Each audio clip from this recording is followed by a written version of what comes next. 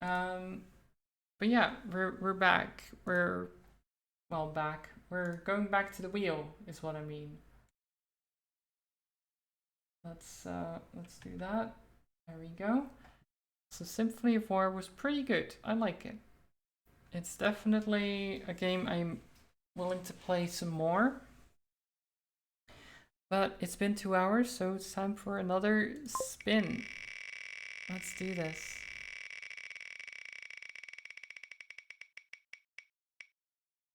Roadwarden. Another game that I've not played.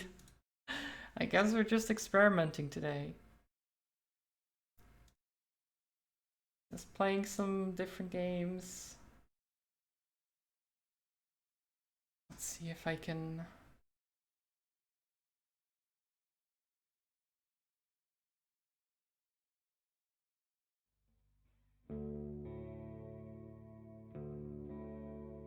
Do you need to go to the bathroom as well? Let me change the game. Finally someone to play a game I can't? What do you mean you can't?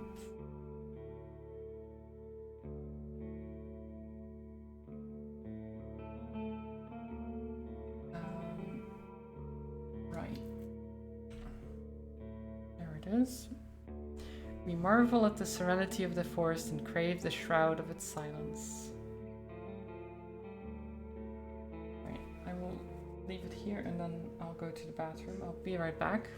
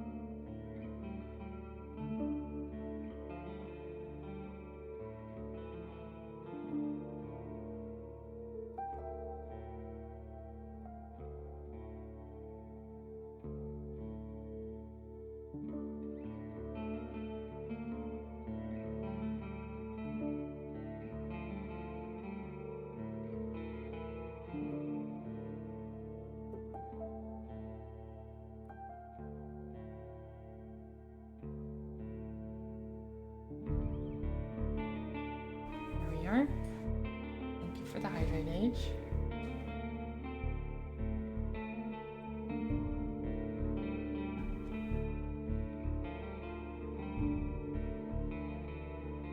Okay. Everyone knows to stay away from the wilderness. Most people would never risk a lonely journey. Roadwardens not only accept this struggle, they embrace it. They deliver messages, assist merchants, burn human corpses, and if possible, get rid of the beasts and highwaymen. They live on the road, die young, or retire early.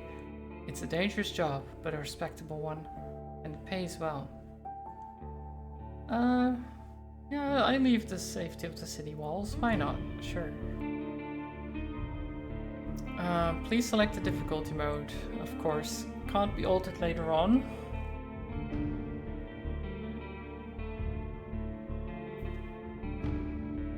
No time limit, more cash starts, some quests are more forgiving.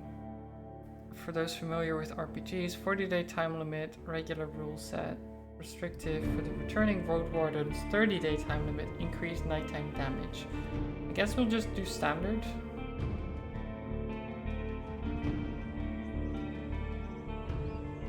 I don't like time limits very much, but we'll see how it goes.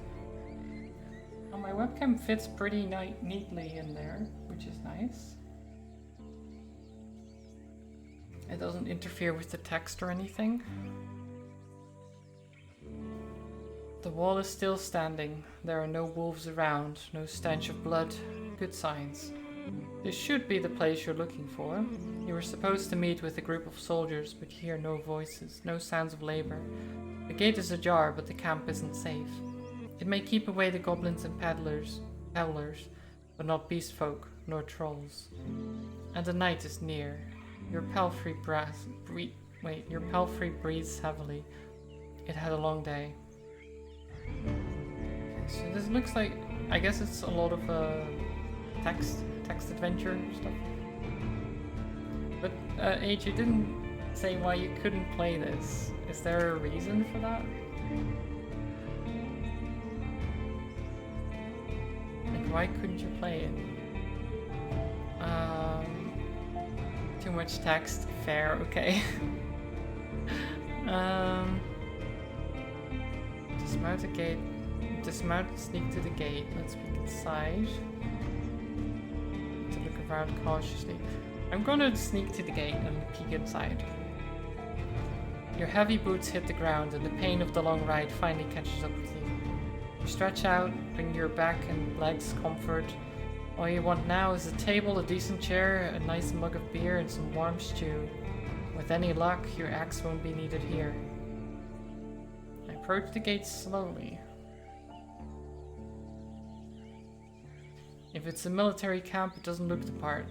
Plenty of wasted space, the fire pit is cold. Yeah, it doesn't look great. 2 people are sitting at the table, tired and disheartened. They're looking in different directions, paying no attention to one another. One of them is holding a cup. After a moment you notice the quiet humming. You recognize the melody of a light-hearted drinking song from the city harbor. 2 people.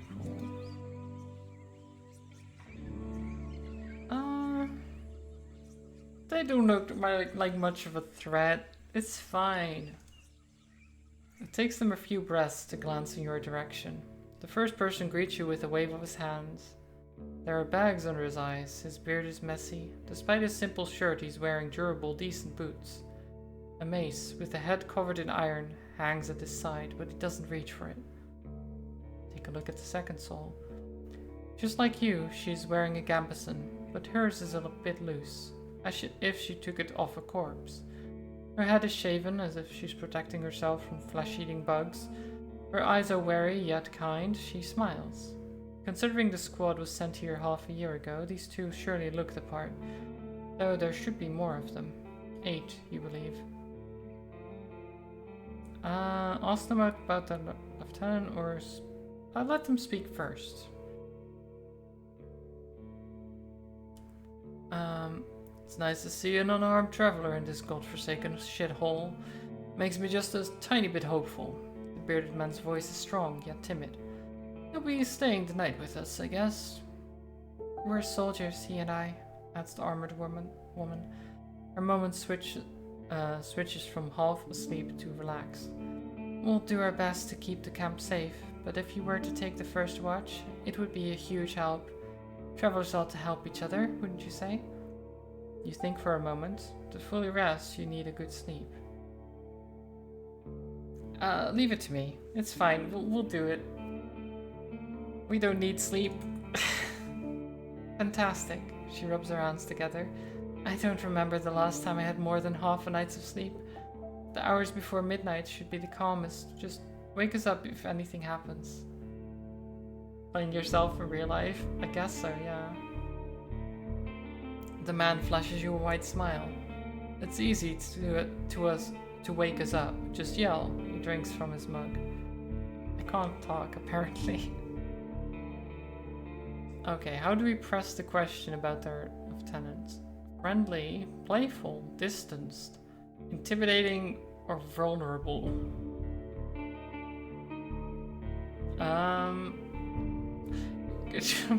What am I gonna say about if I'm vulnerable about their lieutenant? Is it like, is your lieutenant okay? I hope he's okay. It's, I don't see them here. Did they die? Like really, playing it up way too much.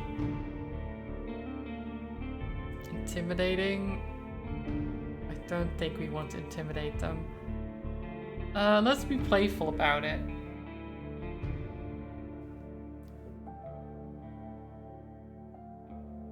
Oh wait, do I not have to decide yet? Oh, I had a long journey. I need to have a word with your lieutenant. Okay, it's like,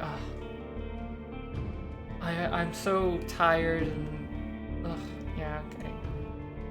I'd rather speak with someone who's not going to waste my time. Wow. I'm looking for your lieutenant. I'm sure you're busy, so if you could just introduce me to your lieutenant.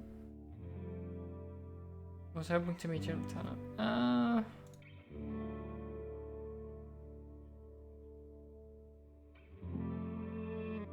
Let's do this. The armored soldier spares you a polite smile. Next time, better schedule a meeting. This place gets really crowded these days. She stands up. She pays little attention to the sword at her side. I figured you aren't here on a walk. Let's say it's me you need to speak with. Are you a messenger? Did you lose your mount? Or are you looking for help? Okay. So maybe she is?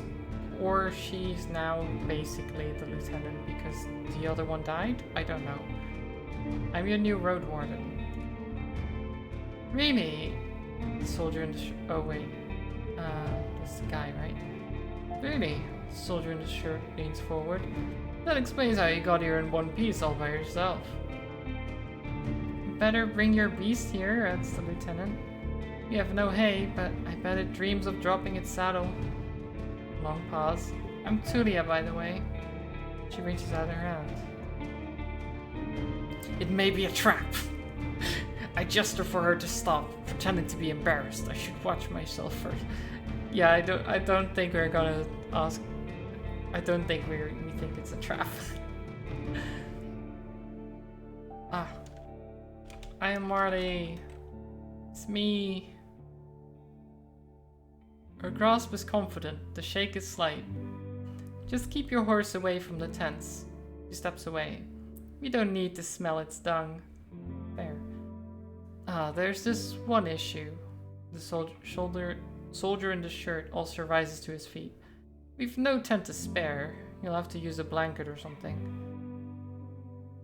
I enjoy observing the stars. It's fine. You walk through the gate. Your mount looks around and snorts anxiously. Not many humans could ride a horse. It's not only taller than you, but also bulky. As heavy as it is strong. You can get in the saddle within a single breath, but most people wouldn't know where to even begin. From every side, it's a wall of flesh. Is this like a self pat on the back? Like, not many people can do this, but I can. So I'm like really cool. I can ride a horse. It's really cool. Horses were brought to the Dragonwood from the conquest in the south. They can trot for a long time, but won't outrun some of the local monsters. Your palfrey needs you to survive, but without it, you too would be lost. It's my only companion here. I wanted to feel at ease. You are really cool? I don't know. I'm okay, I guess. It takes a few steps towards you, scolding you with another snort. You scratch the bottom of its neck with strength and confidence, just the way it likes it. Humans see useful animals and even pets as monsters in disguise. Getting emotionally attached to them is believed to lead humans to their doom. But you know that horses need companionship. Speak to it gently and lead it to the camp. You end up next to the fire pit. Removing the saddle makes the horse nicker with relief. You take a couple of minutes to examine its back, just in case. While the riding equipment is not that heavy for such a strong animal, with enough time it starts to chafe. You wish it had something better to eat than this shabby grass. You should look for an inn. Let's unpack. You haven't brought that many things, and you lost one of the sacks while fleeing the Crimson Corpse Eaters. Oof, okay. Worst of all, you have no rope left. But maybe the soldiers could share one. It shouldn't cost more than a dragon bone. What? A dragon bone for a rope? I feel like... Is rope that valuable that you need a dragon bone to get a rope?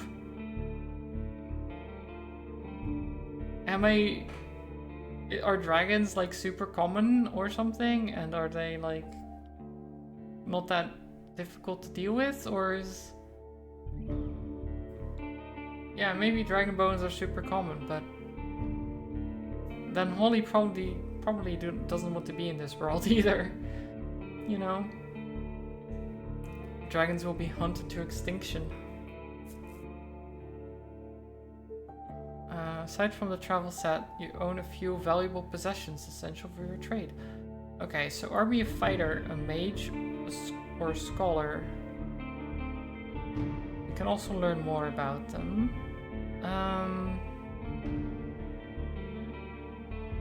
Okay, so fighter, a fine gambeson, an axe made of steel, and a reliable crossbow with quarrels. Mage is talismans that help me use my powers, as well as an iron axe and worn gambeson. So each of them has a... Well, this one has a fine gambeson. Mage and scholar have a worn gambeson and an iron axe. But the scholar has writing instruments and alchemical ingredients. And a healing potion. I guess we learn more? Okay. God. You have an easier time with physical challenges, you will be physically more capable, blah blah blah. It's the best class for RPG beginners. The fighter's weakness is their reliance on physical strength. Your special abilities won't be available to you if your vitality points drop to 0. The mage uses Pneuma, a versatile but limited pool of energy points that can be spent to cast a few humble spells. Magic won't protect you better than a sharp axe, but as a mage you'll be able to heal faster while resting. Detect magic in a mysterious area, distract a beast with a simple trick, and find a common tongue with other magic users.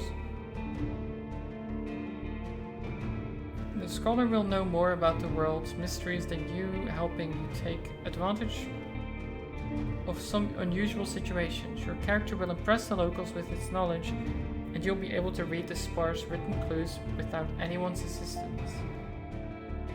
They struggle with combat more than the other classes, but with enough carefulness and exploration, you'll gain access to alchemical mixtures that will help you escape from many dangerous situations. Let's be a scholar. Let's just be a smartass.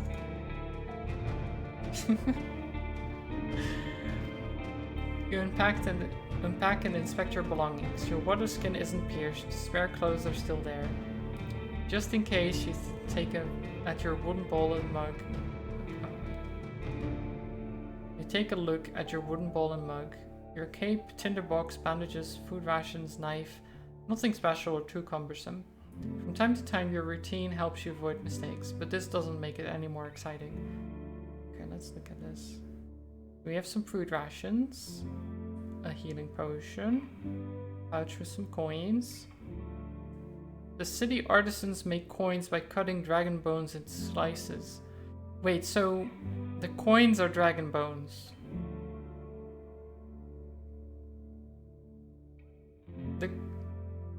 All currency in this world is dragon bones. Oh no. The poor dragons. We have the gambeson, chemical ingredients, travel sets, writing instruments. Okay. Well, this seems fine. We have a journal. Oh yeah, we can look at stuff. Dragons.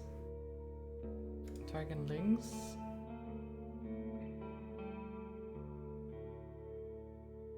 Dragon's size and danger they present is beyond the understanding of humans. Some of them move on 4 limbs and devour leaves all day long.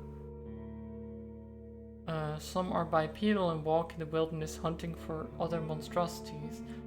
Others fly on their massive wings or have other even magical powers. Dragon hides and trophies are one of the most rare and valued crafting resources of the land, and their bones are either cut into small disc-like coins or turned into weapons, armor, or tools. Okay, and then there's dragonlings as well. I don't know why... So if the dragons are so strong, why did they decide to make their currency based on dragon bones? Like, that seems a terrible thing to do. They're at the table again, observing your beast and chatting between themselves. Your stomach growls at the sight of them eating out of wooden bowls. One more bowl was put at the previously unused end of the table. You can sit down on the tree log.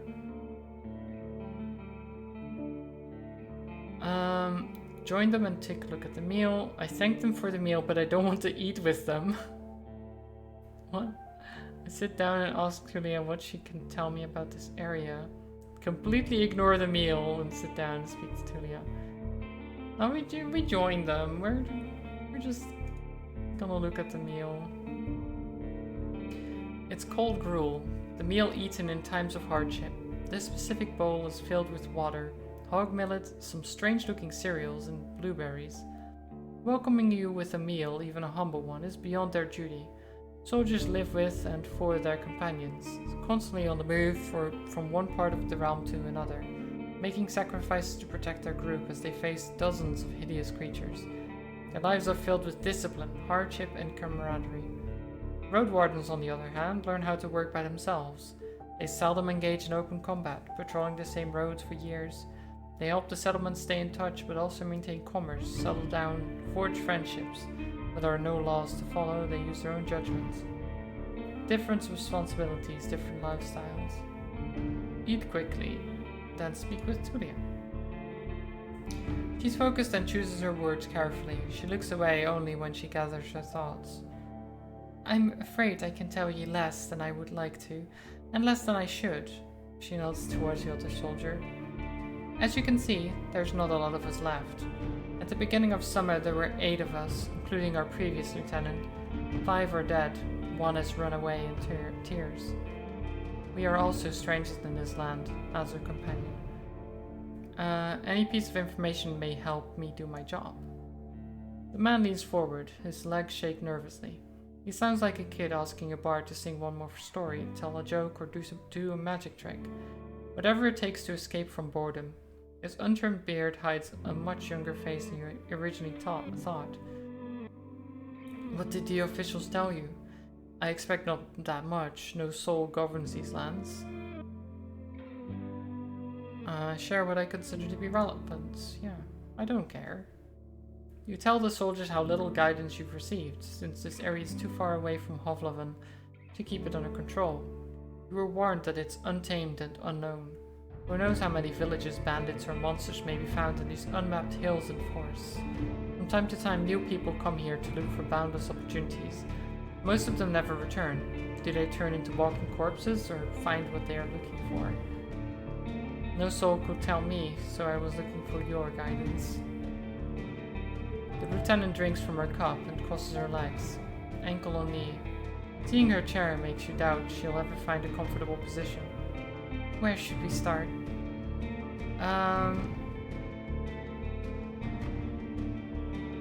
What happened to the previous Roadwarden? Tulia takes a deep breath. Aren't you a bit late for a rescue mission? We haven't heard from him for almost half a year. The soldiers speak for a bit between themselves, trying to get their story straight. They confirmed that he had stopped by their camp a few times, but stopped showing up at all in early summer. The bearded soldier starts to scratch the table with the tip of his knife, without looking at you. I don't remember his voice, always busy, drowning in things to take care of. He would sit somewhere, sharpen his sword, fix his loud mail, clean clothes, write notes on that wax tablet of his. Yep, and leave at dawn. Unlike us, Asteria never gets bored. Tina lets out a joyless chuckle. He's secretive, but some of the locals speak about him warmly. Maybe he just doesn't like us. Sounds like you're not sure if he's dead or not. If anyone knows, they won't tell us. Maybe someone is keeping him in a basement. The man carves with a passion. We haven't seen him or his saurian. Something ate them, I bet. The officials have hired you, right? They don't expect him to return. Richer Roadwardens often use 4-legged, meat-eating saurians as their mounts. They have to be tamed and trained since they're hatching, but unlike horses, can easily defend themselves from many monsters. At least your palfrey is fast and reliable and won't suddenly sink its teeth into an innocent passerby. I want a saurian now. Why do we have to deal with a horse instead of a cool lizard thing? Do you know what he was looking for? Neither one of us had any insight into his dealings. My predecessor left me no clues. We also took a look at Asterian's stuff. Wait, she raises her open palm. I almost forgot. She stands up and heads to a nearby tent. He has kids in a village near Hovleven. I was planning to take all his things there. A pouch, a second spear, a decent bow, some potions, quite a treasure. She glances at you. But I would much prefer to bring them to the truth about their father. Do you want me to find out what happened to him in exchange for his stuff? Here's the catch. She dusts off the hilt of her sword. We've hired a messenger to ask the commanders for future orders. Since she hasn't returned and you know nothing about her, she either ran away or something happened to her. She sighs with resignation. Yeah, meant to stay here until fall. What do you think? Come see us, tell us what you've learned about the man, and we'll get back to Hovleven together. You think about your real mission. You were planning to return to Hovleven in the early fall anyway. If he's alive, I don't think he's going to be happy about me taking away all his possessions. True, but he's considered dead. I doubt he'd begrudge you anything. And who knows, you may just find his shell lying on the roadside tomorrow. He wears mail, uses a spear, mostly. Maybe 5 feet tall, but stout. Long red beard, short hair, pale face, rarely smiles. She glances at her companion, but after he adds nothing, she sits down and stretches out her legs. So find out what happened to him. Dead, alive, left. Just let me know. Okay, we have a quest. What happened to your squad? The man shrugs. Bandits happened, and monsters. A strong band, though, his companion chips in. When we got to the peninsula in spring, we saw some people living in the camp. The lieutenant decided to avoid it, and look for an inn. We had to travel through the night for a bit. The bearded soldier scoffs and crosses his arms, but she carries on. If he had decided otherwise, we would all have died that day. The innkeeper explained that the camp is a trap, that the armed ones pretend to be soldiers. Stay there at night, lose everything you have. Sounds like slave hunters. Very much so. They killed some and took others away. Who knows where. They were letting the northerners go, hoping to avoid their wrath. It kind of worked, adds the soldier. We asked them for help, but they refused. We had to clear the entire camp on our own, and that's why 3 of our people died. Don't exaggerate. It's not like the lieutenant didn't make a mistake. He wanted to get rid of them and take over their camp, but we didn't know our enemy well enough. We were outnumbered, and they had an ice mage among them. She looks at you. At least we cleared the road, saved lives. You mentioned monsters as well? Nothing that would surprise you. Those of us who survived the skirmish were young, too inexperienced to spend a summer in this place without a good leader, and they didn't trust me. One of them got caught by a treant. Another one ignored my orders to perform some sort of ritual hunt, so a werebear tore her to pieces. The last one tried to act tough, didn't tell us that he had cut his hand while cleaning his gambeson. She lets out a ghastly chuckle. We had to cut it off, and he was so ashamed that he decided to walk north, find a new life, disappear. Idiot. What a colorful journey. The man tries to drink from his mug, but it's empty. Oh. You've made this place safer. Barely. Julia seems tired. And who knows if it was even worth the lives and effort. What should I know about the peninsula? I'll tell you what I know, and you'll be the judge.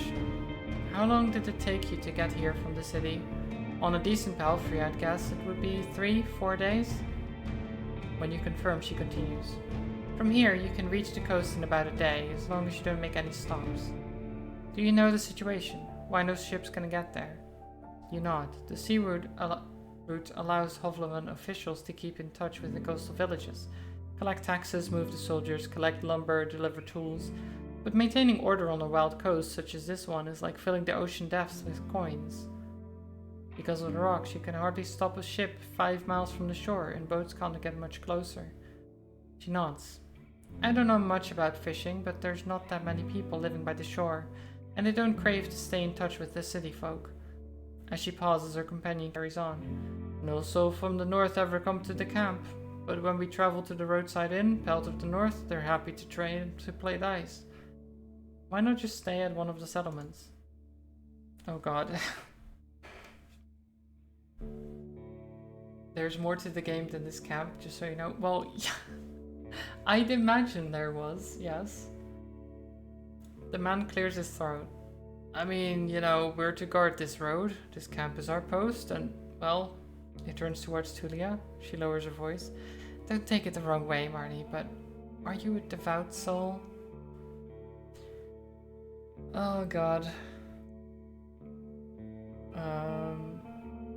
I believe that people should unite their strength to overcome the threats of nature and dark magic. I'm part of the United Church.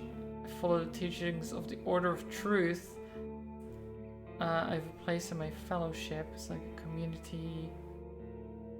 Freedom of shell, pneuma, and soul are the main virtues of life. My community is unique and independent, and so are its members. I have a strong connection to nature and spirits and follow the path of my ancestors. Some of my beliefs may be considered sinister and treacherous by the city folk. There's no evidence of the right's existence, and all the mystical tales are explained by magic.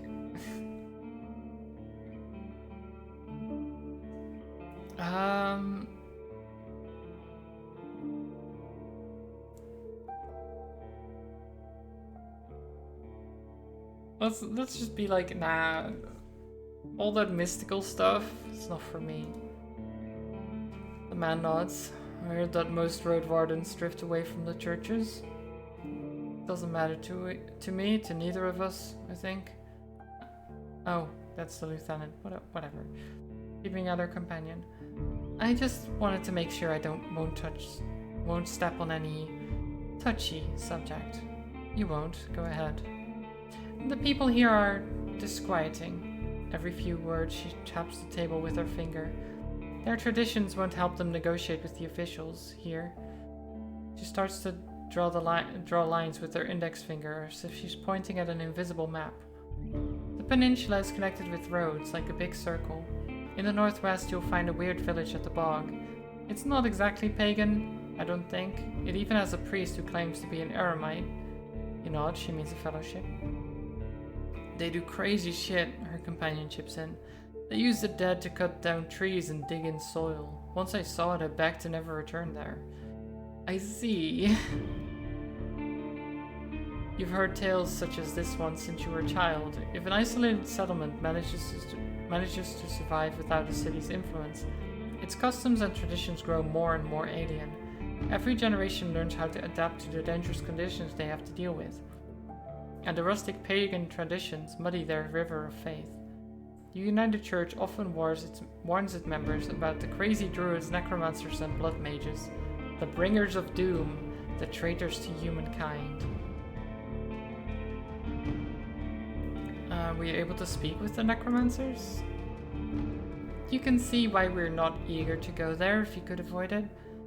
Maybe they'll be more welcoming to a road warden. The roads are dangerous with little to no shelters. People need your help. The man in the shirt turns a bit and points a finger to the northwest. If you're heading to the undead village, you'll get to an inn first, and soon... Tulia nods. Pelt of the North is a safe place. You can talk with the innkeep or the guards, ask them about the road. Any monster worth mentioning? We saw all sorts of beasts. The man starts to count on his fingers. Goblins, treants, cats large and small, runners, howlers, wolves, spiked boars, mufflon eaters, griffins, but we managed to stay away. Some could catch up with most mounts. Tulia glances at her companion. Though a palfrey should be fine. The trees are so tall that the flying creatures keep to the coast and mountains.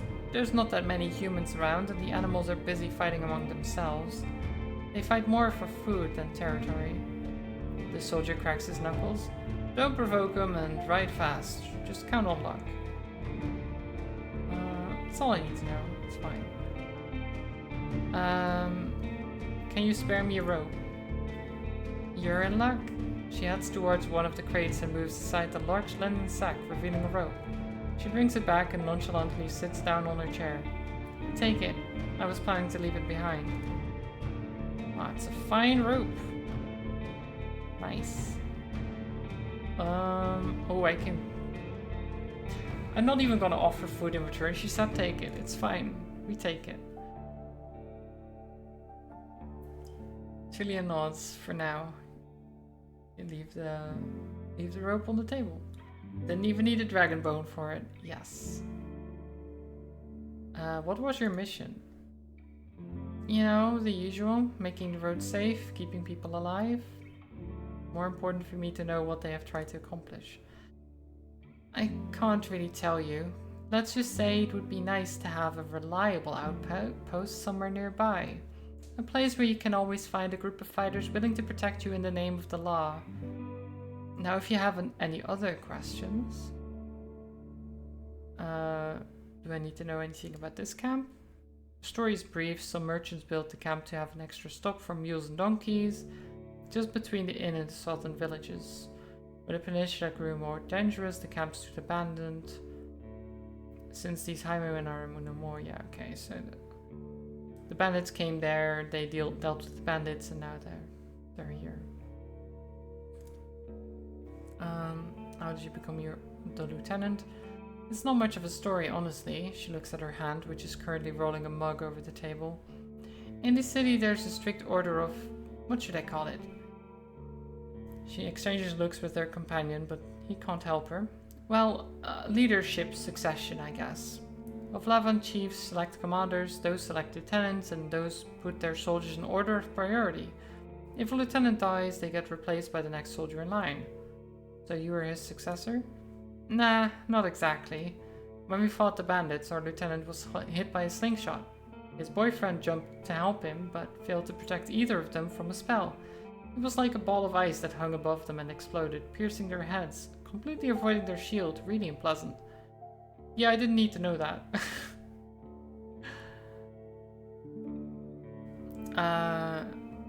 Jumping like that to save a man in the middle of an attack doesn't sound like a wise decision. I agree, but so what? He's dead. I doubt he's going to learn much from scolding. And you were the third one, right? Basically, yeah, she says with enthusiasm. I didn't plan to become a leader, though. I'll get demoted once we return to the city. I prefer to follow anyway. Where would you go next? The soldier answers quickly. To the inn, of course. Oh, that's right, the guy. He grabs his empty mug. The one northwest from here. If you can't afford the room, the main hall is free of charge. The locals rarely gather there. The northern road is much more well-traveled, mentioned Tulia. But the hunters will tell you about this and that, and you'll have the chance to introduce yourself. The innkeeper can listen and knows many souls. Can I make a good impression? He smirks. Avoid cheap jokes, stick to trade, don't waste his time. Show him that you can be relied on. Okay, it's getting late. May you do better than Asterion did. Stay vigilant. Yay! You go to the barrel and splash water on your face, which makes you even more aware of how much you need a bath. After the night, it will only get worse. Your horse is already napping, still too anxious to lay down. Oh god, our appearance is terrible. It's fine though. We don't need to look good, right? I prepare for my watch. Just observe the area. There's plenty of griffins around, though they won't try to jump over the palisade. Probably. Better watch out for the apes. They climb up and carry out any food they can find. And there's this one really loud were-elk that keeps smelling the wall, though it has never tried to get in. He points at a gate. The lieutenant and I will block the entrances. They're quite heavy, so if anyone comes here looking for shelter, better call us to help you out. And if this someone is being chased by wolves or anything, better throw them a rope instead. He scratches his head. If it gets cold, feel free to make a fire, and the best place is on the watchtower. You may want to put a blanket there or something. Watchtower? He gives you a long puzzled look. Oh, here. He points at the pile of crates. Just climb up the tallest one. You'll have a great view of the northern side. the more dangerous side. And also, I know you're tired after all that riding. He points at the tent on the other side of the camp. I can handle a couple of hours sleeping on the ground. If you wish, go there after me and rest just this once. At least I have a pallet inside. So this is the watchtower. It's beautiful. It's a beautiful area. Yeah, thanks a lot. You put your blanket on the tallest crate and sit down. The night is warm, but the sporadic summer breeze brings gentle refreshment from time to time your back aches, and you have to force yourself to keep your eyes open. The light of the moon helps you focus on the tall grasses. For most of the time you spot smaller critters and birds, but there are exceptions. At one point you see a 3-horned deer, trying to challenge one another.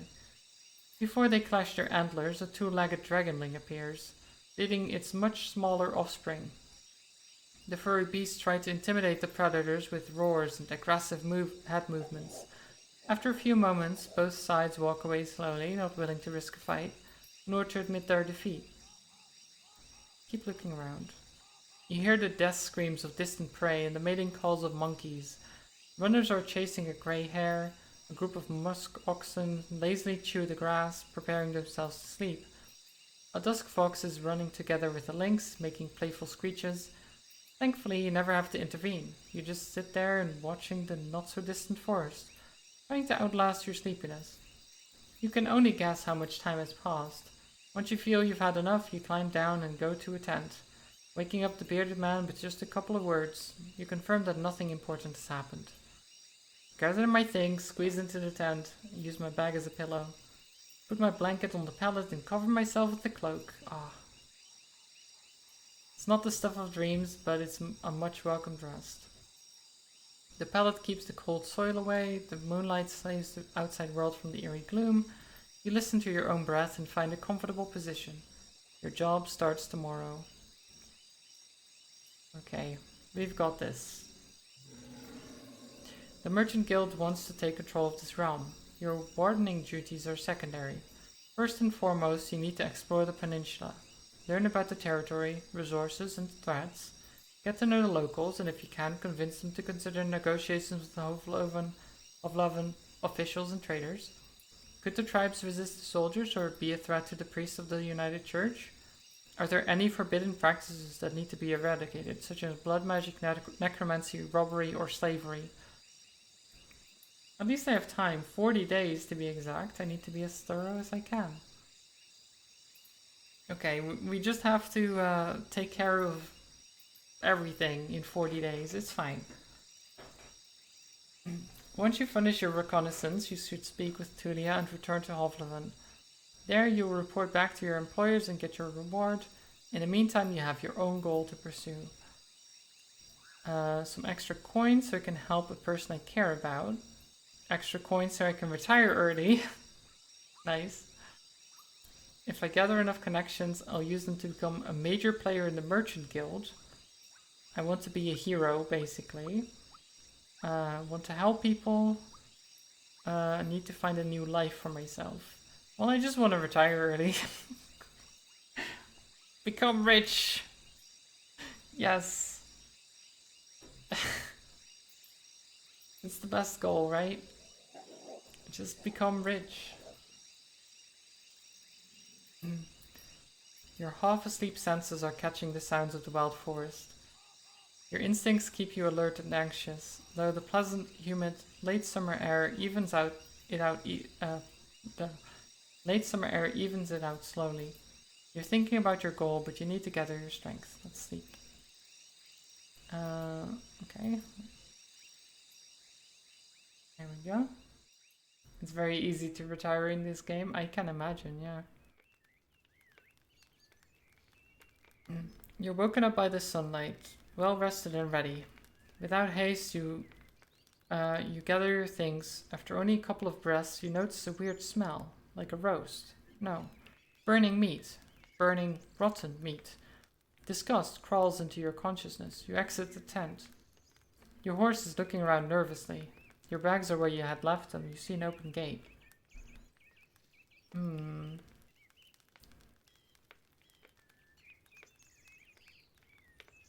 Okay, well, go outside to see what's happening, I guess. Both soldiers are standing near a humble pyre. The man in the shirt looks at it contemplatively. Julia's the first one to address you. Marley, she greets you with a nod. We use the horse's manure for the flames, so don't worry about cleaning it up. You see a corpse among the flames. It's impossible to tell if it belongs to a male or female, but it wasn't a doll. The burning process won't be over for a couple more hours. Traveler or undead? The latter, a young one. She lacked the pneuma to understand that she couldn't get inside the camp without climbing. I stabbed her with a spear from a safe distance. She shifts her weight. One more fog and she'd be a real threat. Even now it took a couple of hits to knock her down. Sooner or later every human shell wakes up, gaining more strength with each soul it devours, and each moment it spends in the fogs. Burning the dead is not just a religious practice, it's a necessity.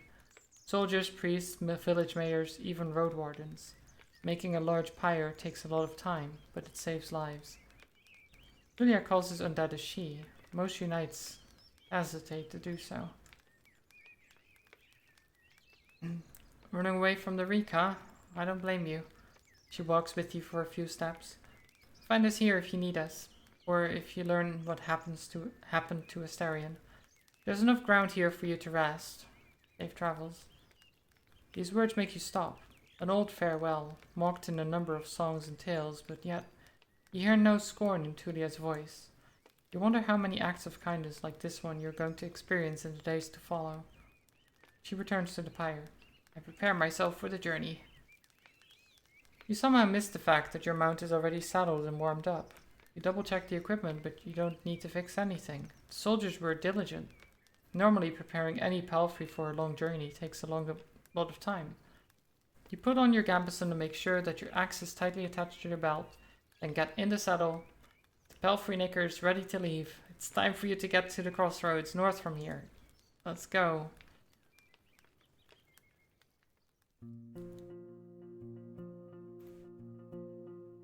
Okay. Even at a later hour, you wouldn't expect to meet any travelers in the valley. The warm summer breeze lures your mount forward, but the serene chirping of birds is quickly replaced by the distracting screeches and gurgles coming from further down the path. You soon find the pack of four-legged griffins. They're larger than foxes and merge the features of birds and furred beasts. Each one is of a different size, coat, and colors, and their temperaments are just as varied. Their fronts are covered with vivid feathers, while their rears have darker fur. Their wings are massive, making them impressive jumpers, but they're too heavy to fly. Oof, feels bad, man. About 24 beasts are yelling, brawling, and chasing each other around, blocking your path. Consider my options. You can't enter the forest blindly. If these or other creatures were to chase after you, the thicket would be disastrous for your horse. There are reasons why travelers stay as close to the main roads as possible, and why adventurers move in groups. Usually, the safest approach would be to stay where you are and just wait for the pack to get hungry. It may, however, take up to a couple of hours.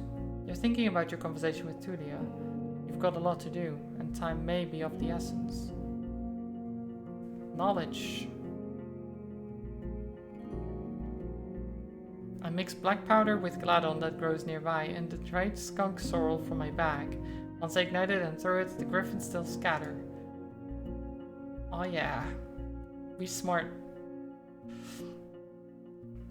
Most city folk feel aversion towards black powder, and you touch it with great care.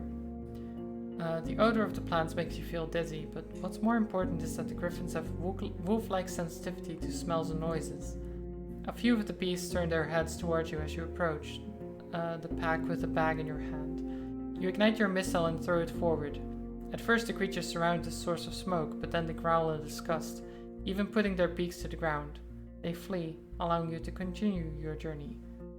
Nice. Oh, there's a character. There we are. Marley the Roadwarden. I'm literate. Yes. Amazing. We are literate. Beautiful. And alchemy. I can read. A Atheist. Lies none. We've never lied, apparently. No sewing experience, no gambling experience. What is this? Of course I have gambling experience. I guess not yet. Not yet. Soon. Soon we will. Okay, let's go.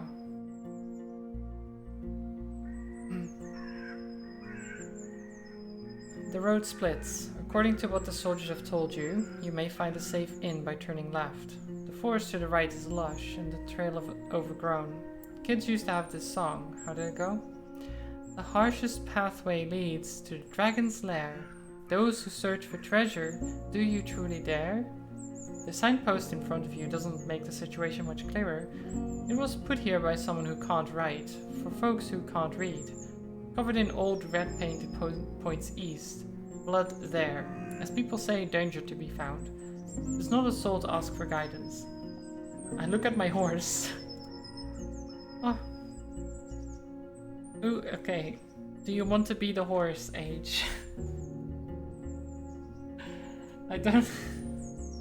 I could also just name it something else.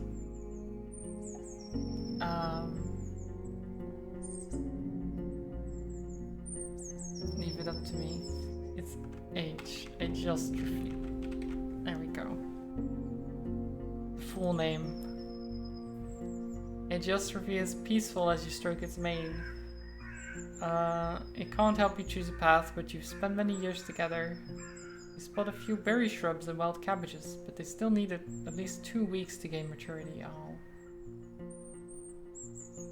I'm not sure anyone's ever asked you that before. If you wanted to be a horse? Yeah, maybe not. Okay, so going west would bring us to the safe inn. But there might be treasure east. So surely, right? Surely we want to go east.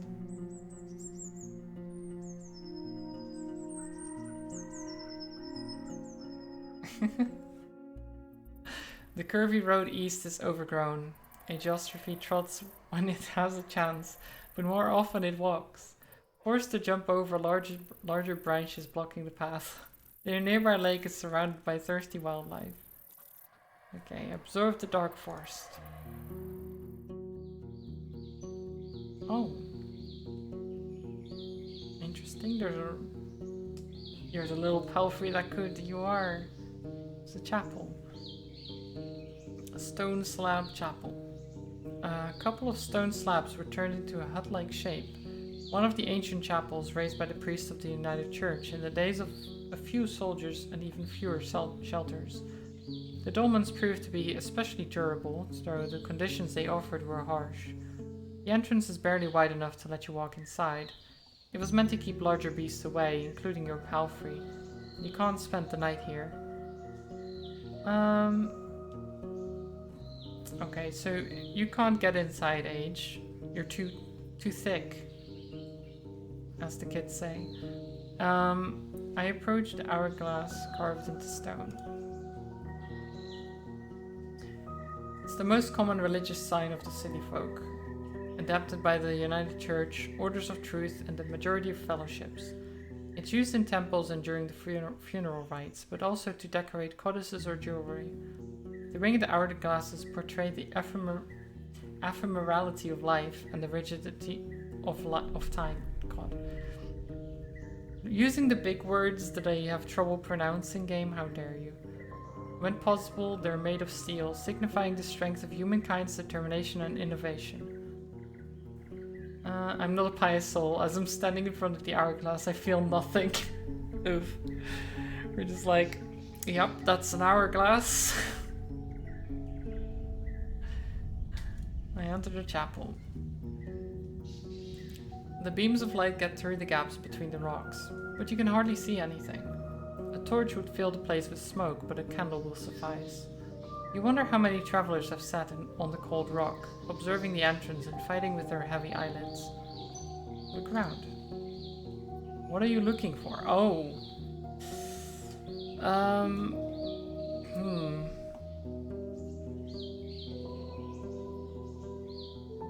Hidden passage. If it's here, it's hidden. Okay, look for something else. Treasure. You need to figure out how to get to it. Okay, rock. Even though a part of the ground is covered with a single massive slab, there are parts free of any flooring. You see soil, small rocks, sand. In one spot you find the remains of charred wood. Charred woods.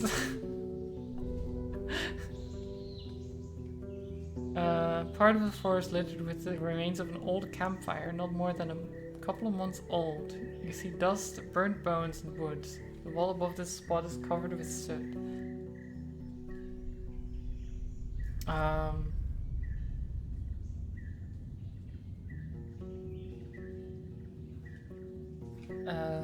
Stone slab. Don't find it or I can't understand you, okay. Bags. Okay. I don't... What are we looking for? What am I... Shovel. No? No shovel? Pickaxe?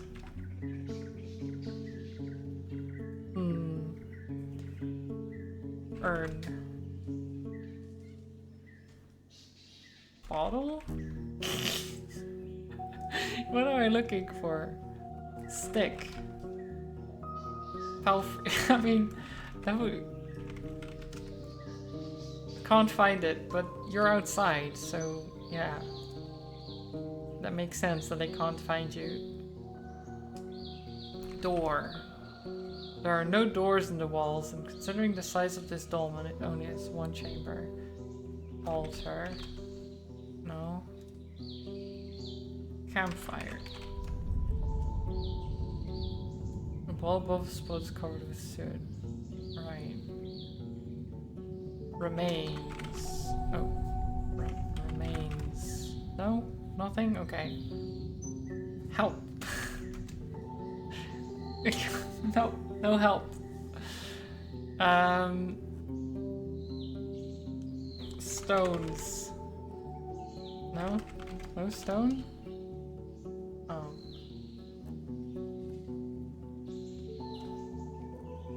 Soil. It doesn't help.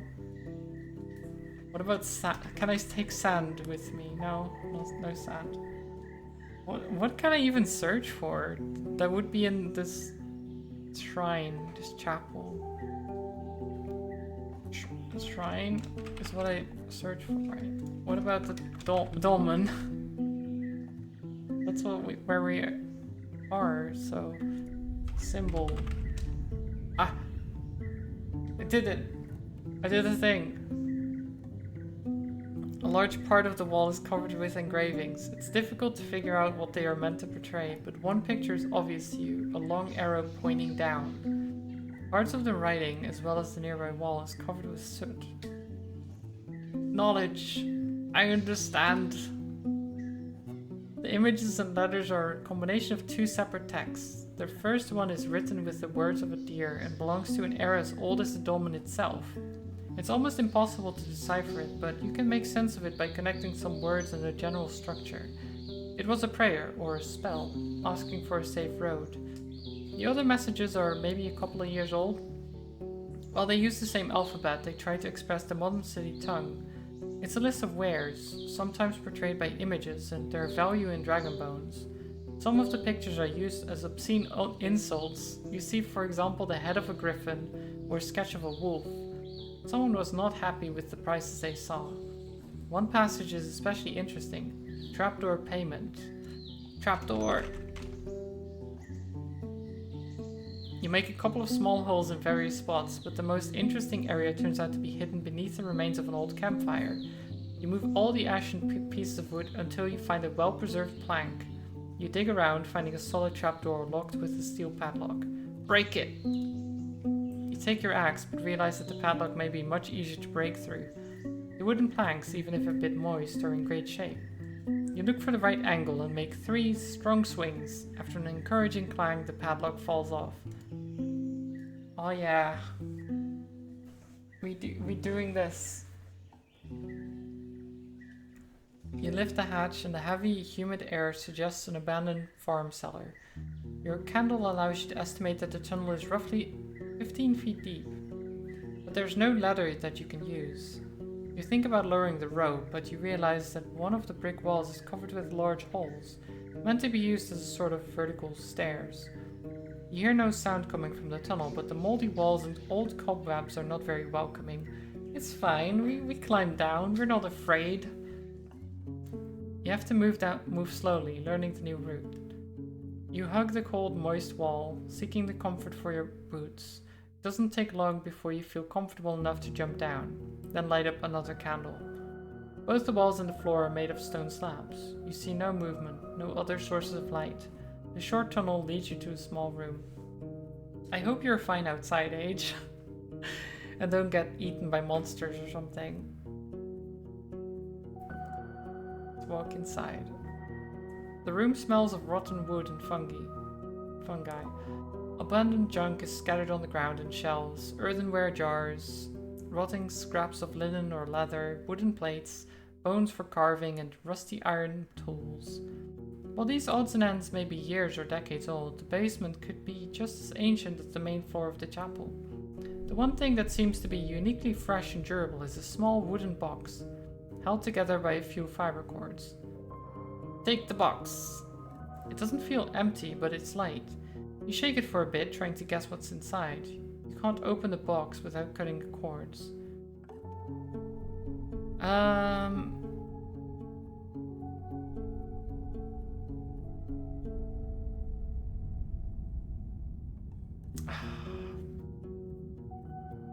I want to know what's inside, but I'm tempted to think this is a trap, that cutting the cords like unleashes a spell or something and blows up in my face. I'm just gonna keep it in one piece for now. We have loot anyway. Oh, you're fine. There we go. We go further?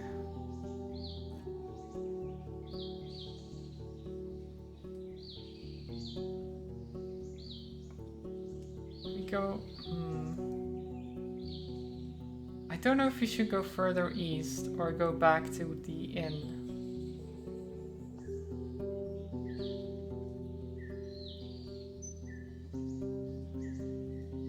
Let's go further east. It's fine. The neglected path barely finds any space among the hills, trees, and streams. There's a deer on the ground, lying in a red puddle, surrounded by a small pack of creatures, which notice your presence quickly. There's about 8 of them, with thick furs in shades of brown, grey, and black, and hairless faces with small eyes and large mouths, currently stained by the blood of their prey. Some of them move on all fours, while others comfortably stand on 2 feet. They are 2 to 3 heads shorter than you, but it's your mount which truly towers over them. And you see how a couple of the beasts take a few steps back, grunting and glancing at one another. The one with grey fur shouts, and the others move towards the rocks and sticks which are piled on the road. They hold them awkwardly, and some struggle to maintain a straight posture, leaning on their new weapons for support. Then almost all of them spread to your left and right, blending with the shrubs loudly. Only 2 of the apes are standing still.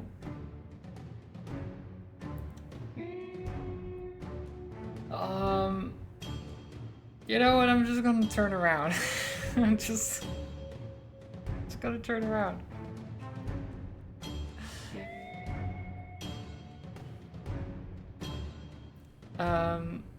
Age is more than ready to do so. It hardly has enough space to make a swift turn, and the goblin tries to stab it with a pointed stick, but it's too blunt or the hit is too weak to pierce through the skin. The shouting beasts behind you sound victorious, but they would never be able to catch up with the palfrey. They may spend the entire day feasting on such a large animal. Well, luckily they didn't. Hi Proteus, welcome. Interesting music? Yeah. I think it's because we were in danger as well.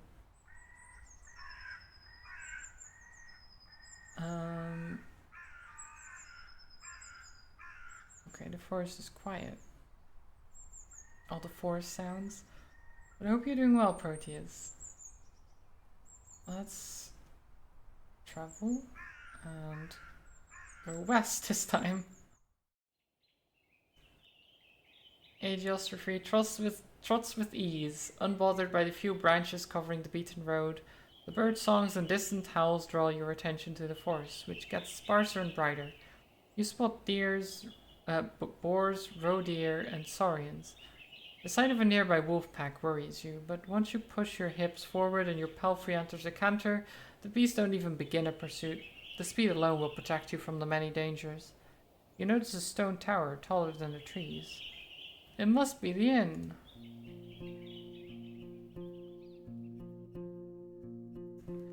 Inns like this one fit the regions traveled by merchants, but you wouldn't expect a place of this size in a forsaken peninsula.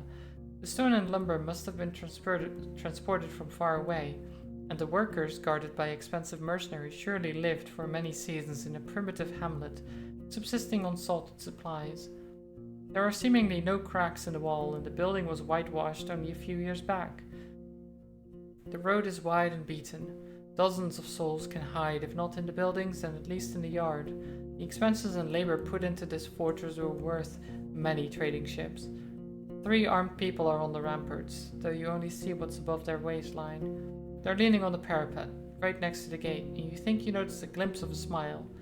They wear gambesons, each one of them dyed differently, yellow, green, and linen grey.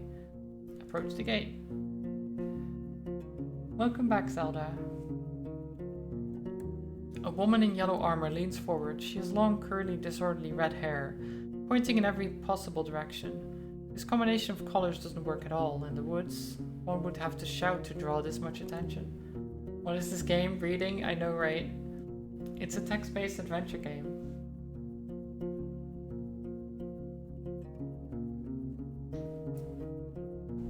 An RPG, but just text. Mostly text.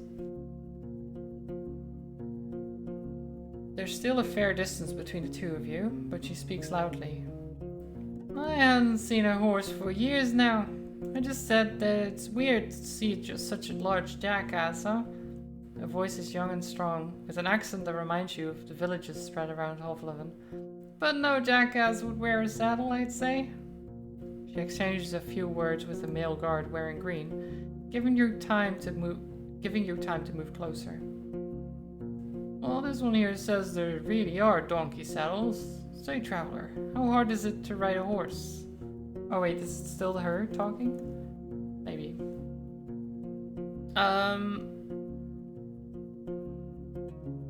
Okay, how do we respond? How about you give it a try? You wouldn't believe it, the lessons were a pain. It's easy to learn the basics, but it's tiring. You train different muscles than those for combat. I don't answer. It's an inn, isn't it? Open the gate. Jeez, okay. Quite hard, honestly. Some days are still rough on me. Like, it was terrible.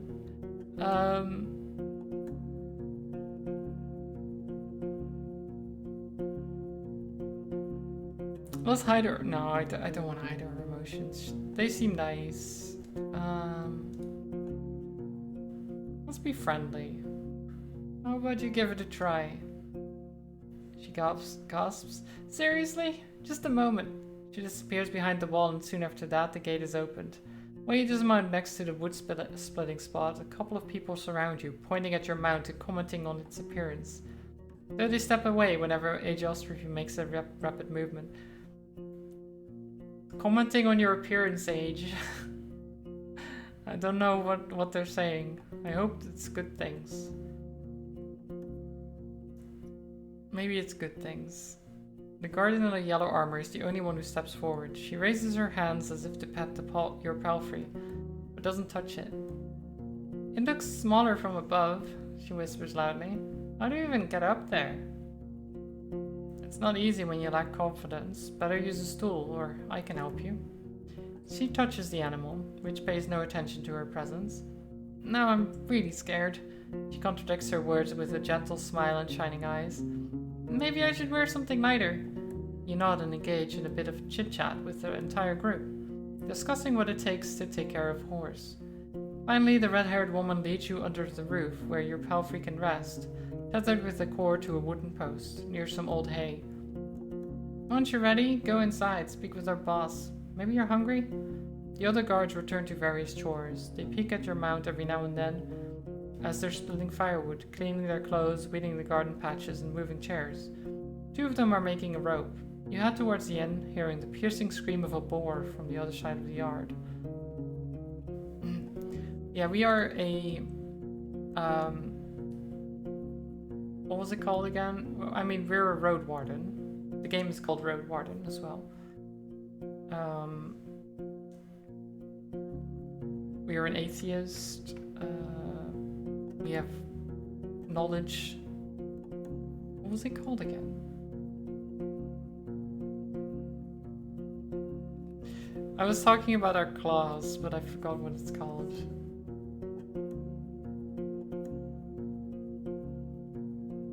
Our quest is to become rich.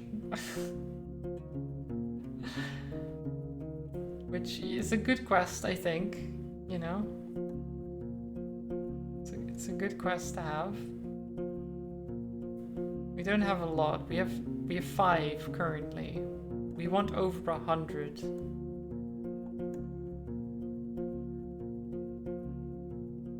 Okay. Open the door. New shelter unlocked. Nice.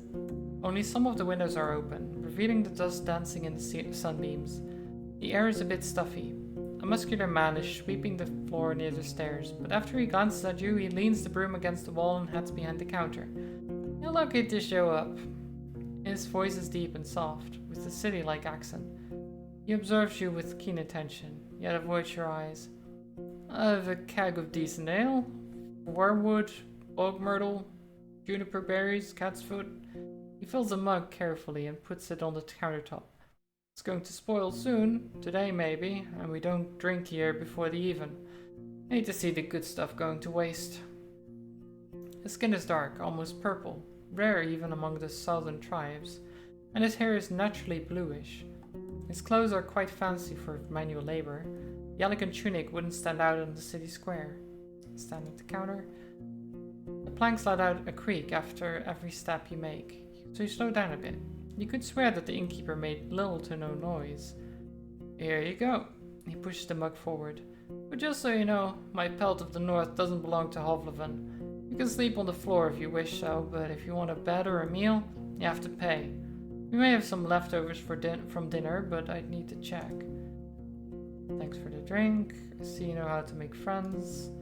Happy to help. As a Roadwarden, I'm more than capable of taking care of the entire cask if you need me to. I won't stay here for long. Introduce myself. I'm not here to pay compliments to piss in a mug.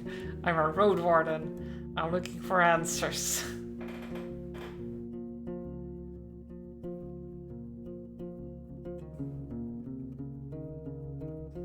Don't know what the title means. Someone who walks on the roads. Well, it's like someone who keeps the road safe in this game.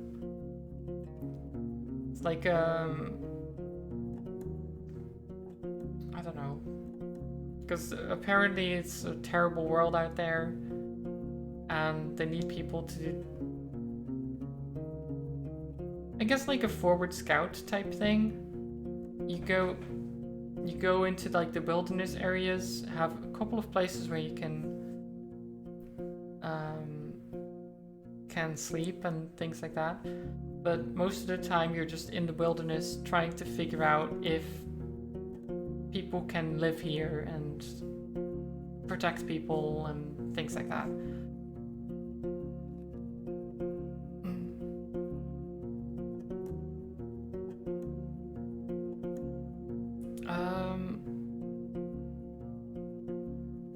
Thank you, I'm a Roadwarden, so I'd never refuse a free drink.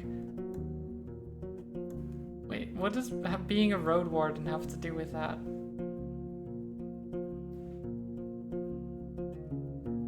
Sure, we can say this. We'll be vulnerable, you know, to him. We'll be like, oh, It's so difficult being a road warden, so thank you for the drink, we need it. You meet your eyes with a frown, then grabs a wet cloth and starts to wipe down the shelves. From time to time, your conversation is interrupted by splashes of dirty water in a wooden bucket. Just don't get used to it. Coins aren't worth much here. In the north, surely less than work. And there are days of hunger. You speak slowly yet audibly. You won't fill your stomach with words alone.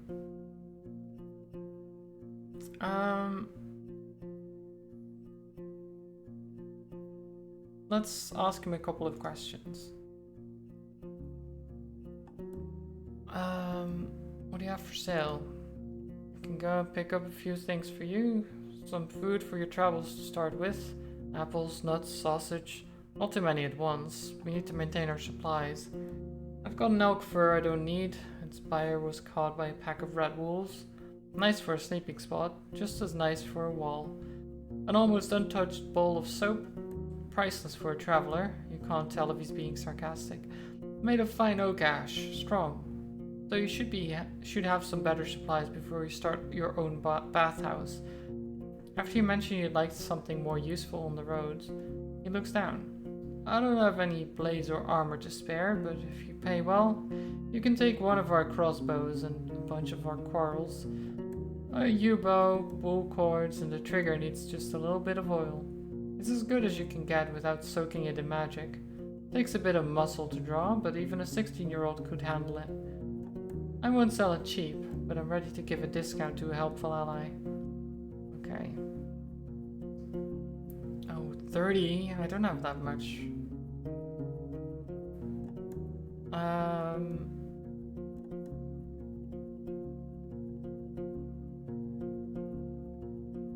I'll get the soap. I think soap is good to have, you know? Keep myself clean. And maybe get some rations. I think that's good.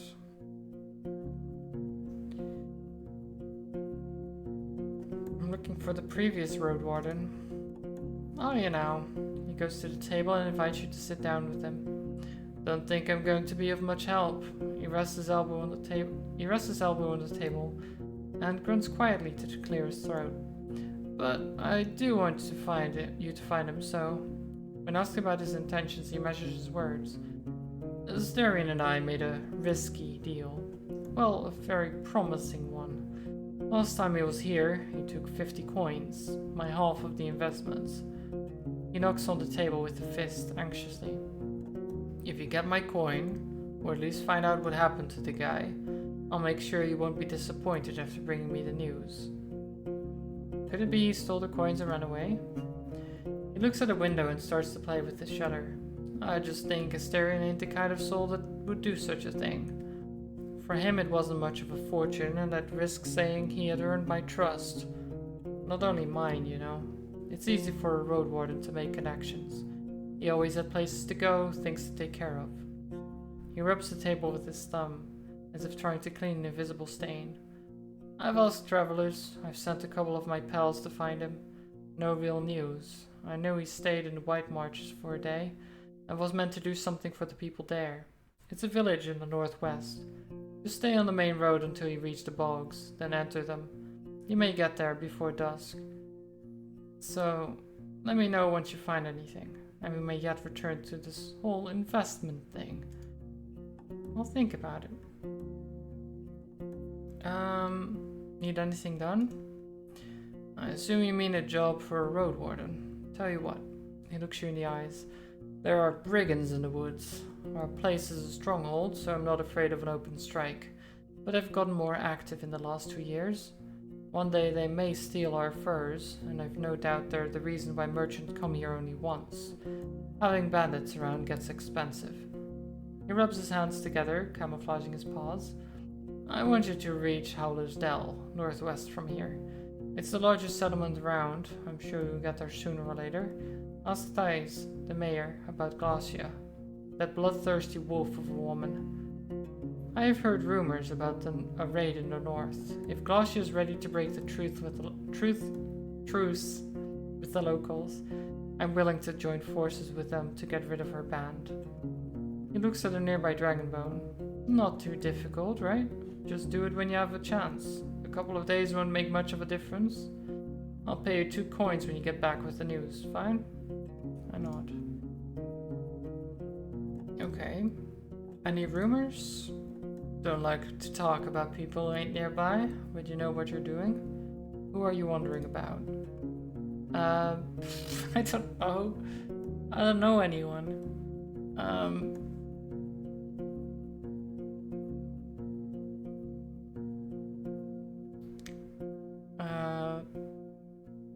Maybe, does he know Tulia? I ain't seen Tulia in quite some time, since her squad vanished in the fogs. She's been careful. Glad to know she's still alive. She's too inexperienced to lead others to battle, I think. Like most people, she needs to follow others, but she already knows that. There's nothing worse than a fighter too stupid to limit their ambitions. Okay. Let's change the topic. Do I have anything you'd like to buy? Oh, healing potion. No, I don't want to sell my healing potion. Have any leftovers? Yeah, I feed them to our boar. I won't give them away for nothing. He tells you to wait, then leaves the building for a few minutes and returns with a wooden bucket and a long stick ending with a hook. Go through the gate and turn left. You'll see a bunch of bushes. You need some berries. Bring me a bucket full. You'll be done in half an hour or so. Your horse couldn't use a nap anyway, and I'll prepare something to fill you. The hook is not made of metal or wood. It's a long curved claw, almost black. Sure, half an hour. Quite a lot for berry picking. The tools are cold, not too heavy. You notice a pair of thick gloves at the bottom of the bucket. The berries are not the problem. The innkeeper smirks. Unlike the snakes, better scare them away with a stick, or move them with a hook. And protect your hands. The little ones won't eat you, but don't get bitten. I'm sure you know how to be patient. Fine. Go right away. Let's forage for some berries. The innkeeper knew what he was talking about. He put on the gloves and looked through the bushes from a safe distance. It doesn't take long before you notice the first serpent lying on a rock somewhere in the thicket. The creatures are not that large, and even if some of them hiss at you or slither closer, the jabs of the hook keep them at a distance. You don't know much about these berries. They're round and reddish. You wouldn't trust such a color even if you were looking for food in the wilderness. The plants don't have thorns, but the leaves are harsh. They make sure to thoroughly cover your skin with your clothes. You have to look through many bushes to fill the bucket, but the presence of insects and snake doesn't allow you to relax. Knowledge. I notice a shrub that's not like the others. One of the bushes in the back has more berries than the others. They're purple. And as you squeeze one of them, you recognize that these are marsh mules. In small amounts, they are added to pies, sauces, and beverages. Known for their delicate sourness and sweetness, unique but not intrusive. Still, eating a cup of them will make one sick, if not poisoned. You're surprised to see them in a meadow, far away from a wetland. You could use them at an alchemy table if you can find it. For now, you put a fistful in one of your jars. The others are still a bit greenish. Nice.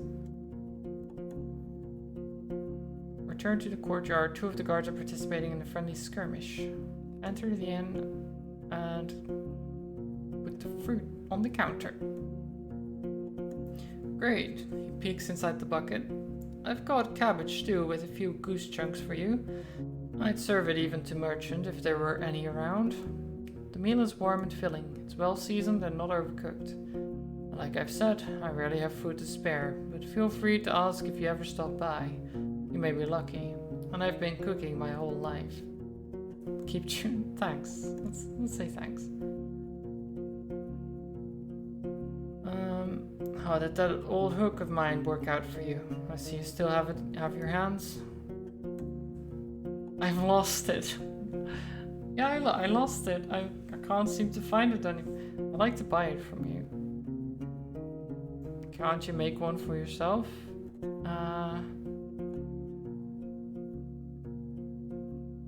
It's a claw that grabs my interest, honestly. I see. It's a nice one, ain't it? My guards once had to get rid of a pebbler. You can't really eat them, but their claws and bones are durable enough, so we put them to good use. For a moment, he observes your face. A single coin will be fair. Oh, I want to get rich, and I'm giving away all my money.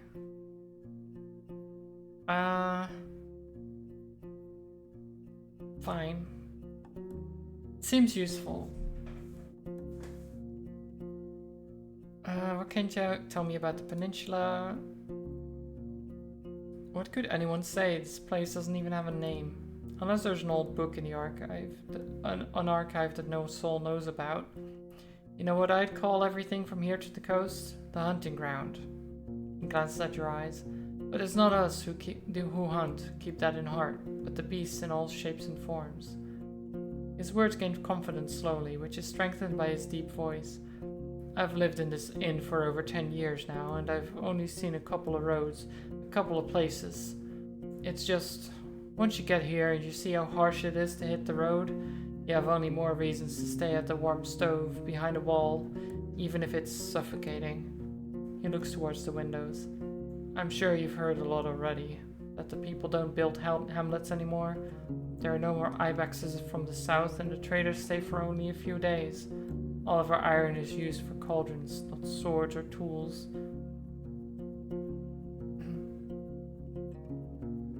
What will I find traveling west? There are hills nearby, then you'll find a village, maybe an hour away from here. It was destroyed by beasts almost a decade ago, nothing to see there. The goblins live there now, so most people just travel around it. And they say it's haunted. But who knows, who cares? He crosses his arms and starts to sway back and forth, gathering his thoughts.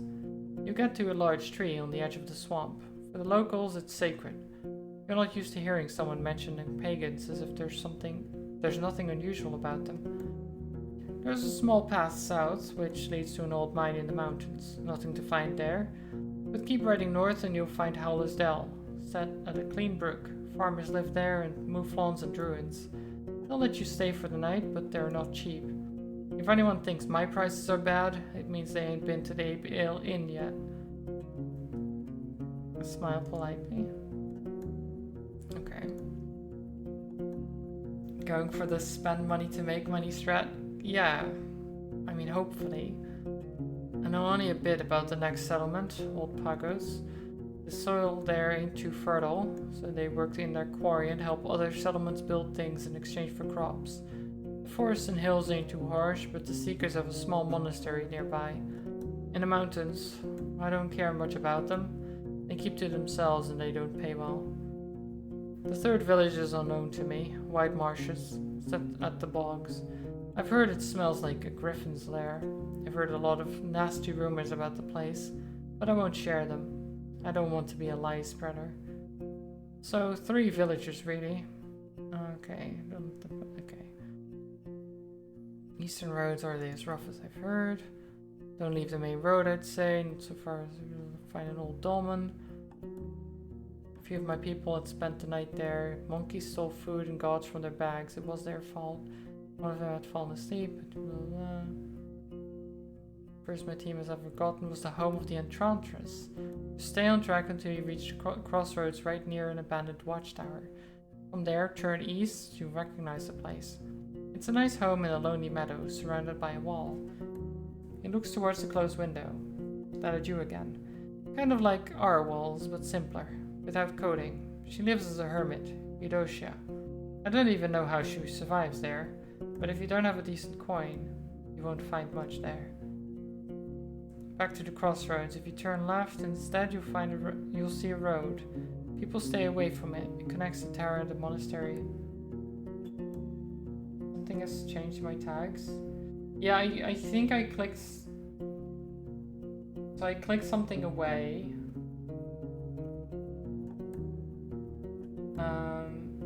And then I couldn't remember what it was. I think I re-added it, but then. Like I clicked cancel, but apparently the tags still are gone even if you cancel. Yeah, okay. Yeah, I did think it was the LGBTQ one.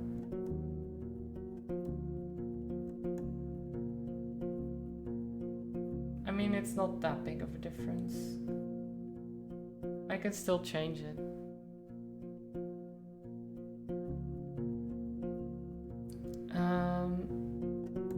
Have you ever been to the northern coast? Only know about another inn. It's far from here, maybe a day on foot, a bit less from the eastern side. Never been there, but I've heard it's a safe place. Okay, that's all I need.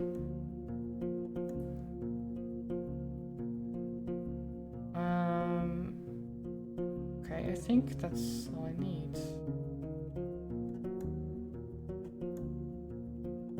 Or maybe let's talk about the inn of this side. Oh my god. Do you know a thing or two after all? His mocking tone is soon replaced by a gentle smile. It was built long before we arrived. It didn't work out well for the previous owners. Once the war ended, they left. Not enough travelers, bad trade. The villagers stick to themselves. We, however, came prepared. And now we're prospering. We ask him how they can afford all the supplies. He runs his fingers through his dark hair. I'm not against running an inn, but we don't rely on guests. We're the ones doing all the trading. My hunters are a clever bunch and stay safe in the forest. In exchange for furs, claws, and bones, we get what we need, and more, both from the south and the north.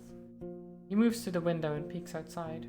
We have a good life here. We spent a whole lot on armor, crossbows, lumber, spears, but in another 10, maybe 20 years, we'll have enough savings to move to Hovlevan and not work for another day of our lives. We take risks, but smartly. The team is stronger than ever, and I have big plans for us. Ask if he wants to buy a hook for 2 coins. Yeah, if I can swindle them like that, that would be great. Is there a good story behind the name?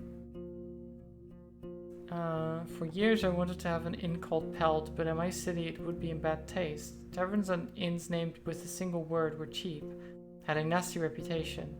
There was the Claw, Mugger, Basilisk, and Blissful, I think.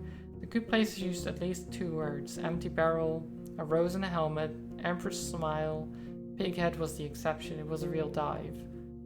In my soul it's still just a pelt. Pelts are what we came here for and what we will make us reach our goal. Okay. Okay, well, great. That's all I need. Let's approach the guards. The woman in yellow armor is kneeling next to a brown hairy boar, which is resting on its side. The beast is not as large as the dark ones from the forest. It responds to the touch of a human's hand and brush with grateful grunting and rapid twitches of a hind hoof. No matter how friendly it appears, it's still tethered to the well, and you have no doubt that its charge would leave Agiostrophe dead in a breath. Well, don't say that. Don't talk about like, oh, it could kill my horse. Oh, great. You've still not finished Fire Emblem Engage's DLC? Oh my god. It's a long one then.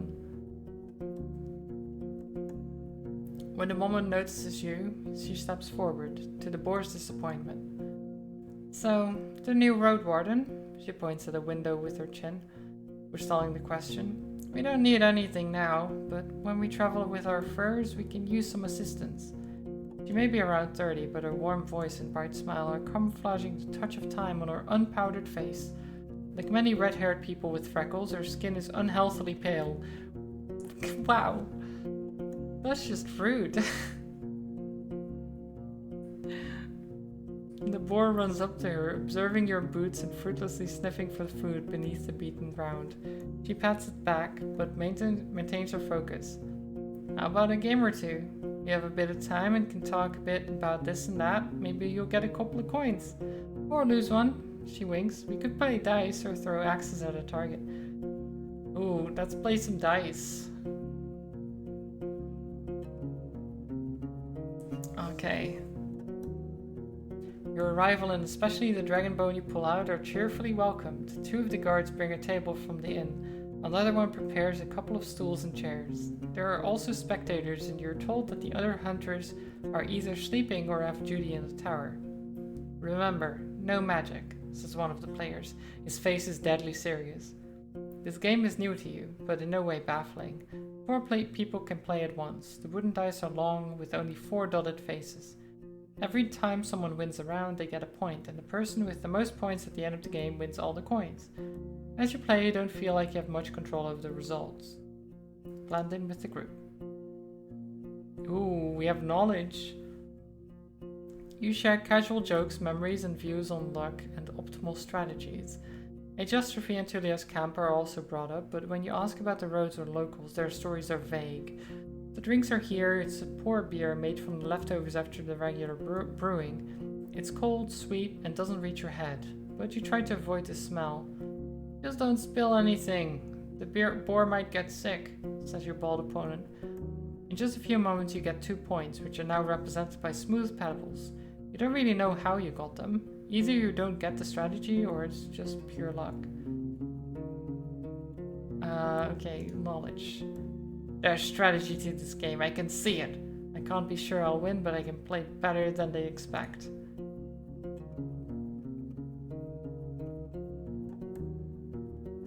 Well...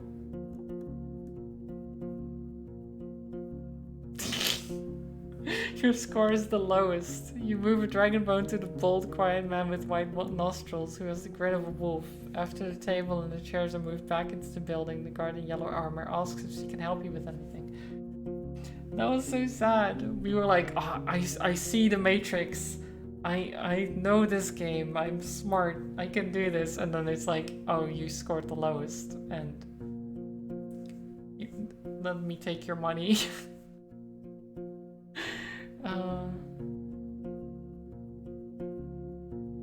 Tell me about yourself. Oh, what's that? After a brief giggle, her voice gets cold and serious. Nah, Roadwarden. We use names and stories among friends. You ain't one. Don't make me tempt curses. Okay, fair. Fair. I was foraging for berries for the innkeep. It was the sentient switch's fault. I don't think the switch has anything to do with that. So I've heard. Don't worry about it. Usually we forage by ourselves, but he wouldn't ask you for a dragon for a meal. He gives small jobs to people all the time, just to see who agrees to do them. Wants to judge who's of use and who's too proud for their own good. Have you ever been at the heart of the woods? We sometimes hunt south from here, or from there. There are good hunting grounds in the western half. The second one is too overgrown. Maybe the soil is different? She shrugs, then moves the hair away from her forehead. But it's a risky spot. There are treants there, and wolves, even the furless ones. And if you have to go through the tall grasses, watch out what's on the ground. There ain't many archers in the trees. But there are all too many worms, even larger than a water leech. Some questions. Not much to tell. Your group seems to be quite attached to this boar. How could you not be? She crouches and raises the boar's head, but it steps away and squeals as if someone's murdering it. It came with us from the city, just in case. We had no clue how our first winter would go, so we needed some backup meat. And it works too. Cleans the dirt. She reaches out to the beast again, but it trots away. The woman straightens up with a pleased sigh. We haven't needed to eat it so far, but it's also funny. I learned in my home village that the farm boars are getting a bit smaller and more cuddly, kind of like ibexes. So it's not such a wild, dangerous beast. But we don't let it get close to the other animals, or children.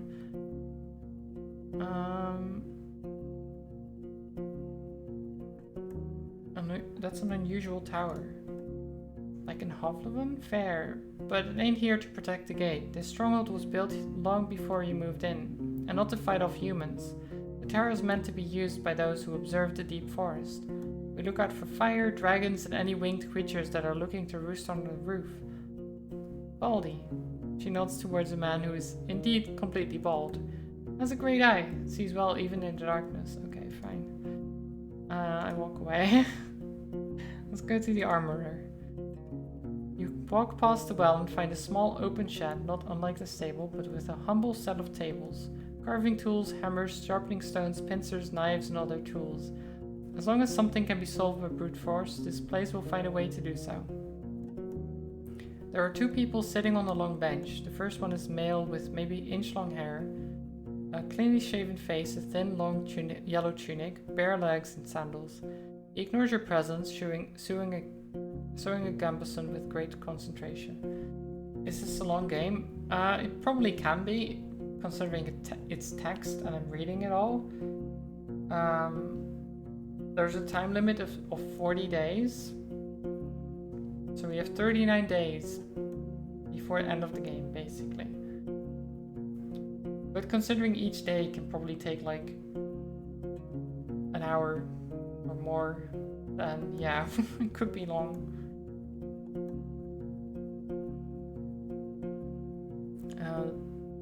The second person is a boy, maybe 15, who's wearing the crude outfit of a farmer. He glances at you, but soon returns to sharpening a long dagger. Greetings. The man raises his head, but it's the boy who speaks, focused on his task. He ain't talking. Tell him what it is you need. The man smiles in confirmation. Looks at the piece of garment in his hands, then looks around, shrugs, and returns to you with a raised eyebrow. I'm in need of your services. He nods, points at the laces in the front of your jacket, raises his clenched fingers to his shoulders, then gently spreads and lowers them, as if he's taking off a robe. You follow his command and allow him to properly inspect your gambeson. After a few minutes, he gives it back, then reaches for his pouch. He pulls out one dragon bone, shrugs, then another one, and waves both of them in the air, pursing his lips. He makes a few speech-like noises with his empty mouth, grunting what sounds like, I don't know. Consider his offer. I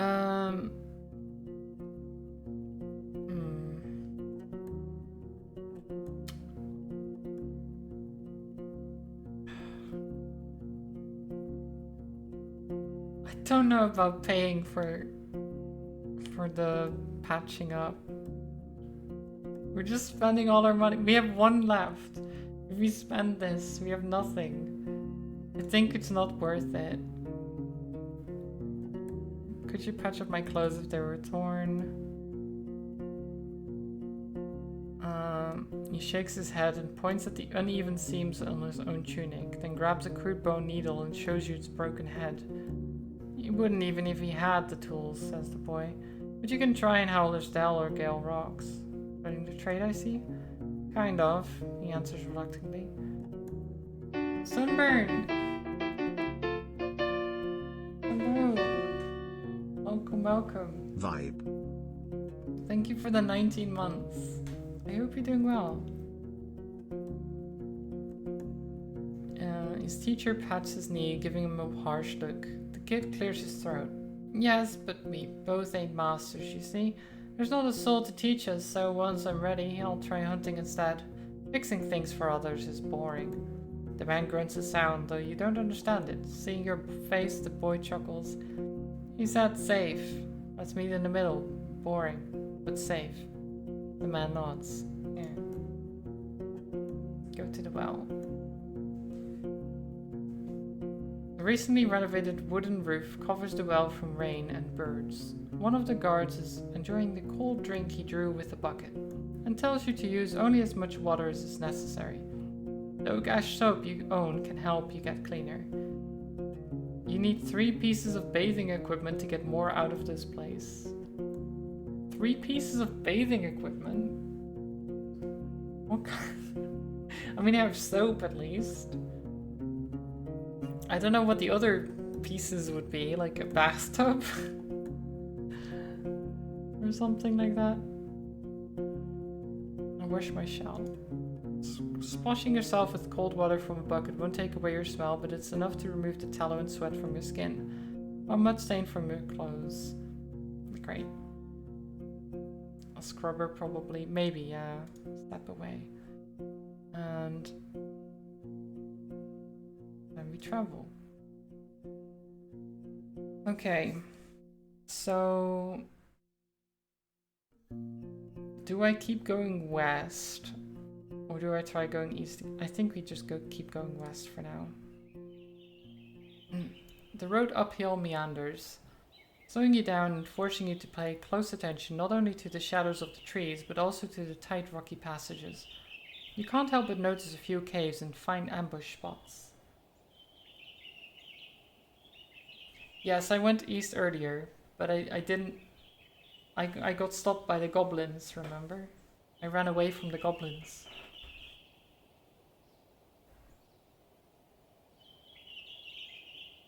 So I was wondering if I could go back there and try to go through the goblins.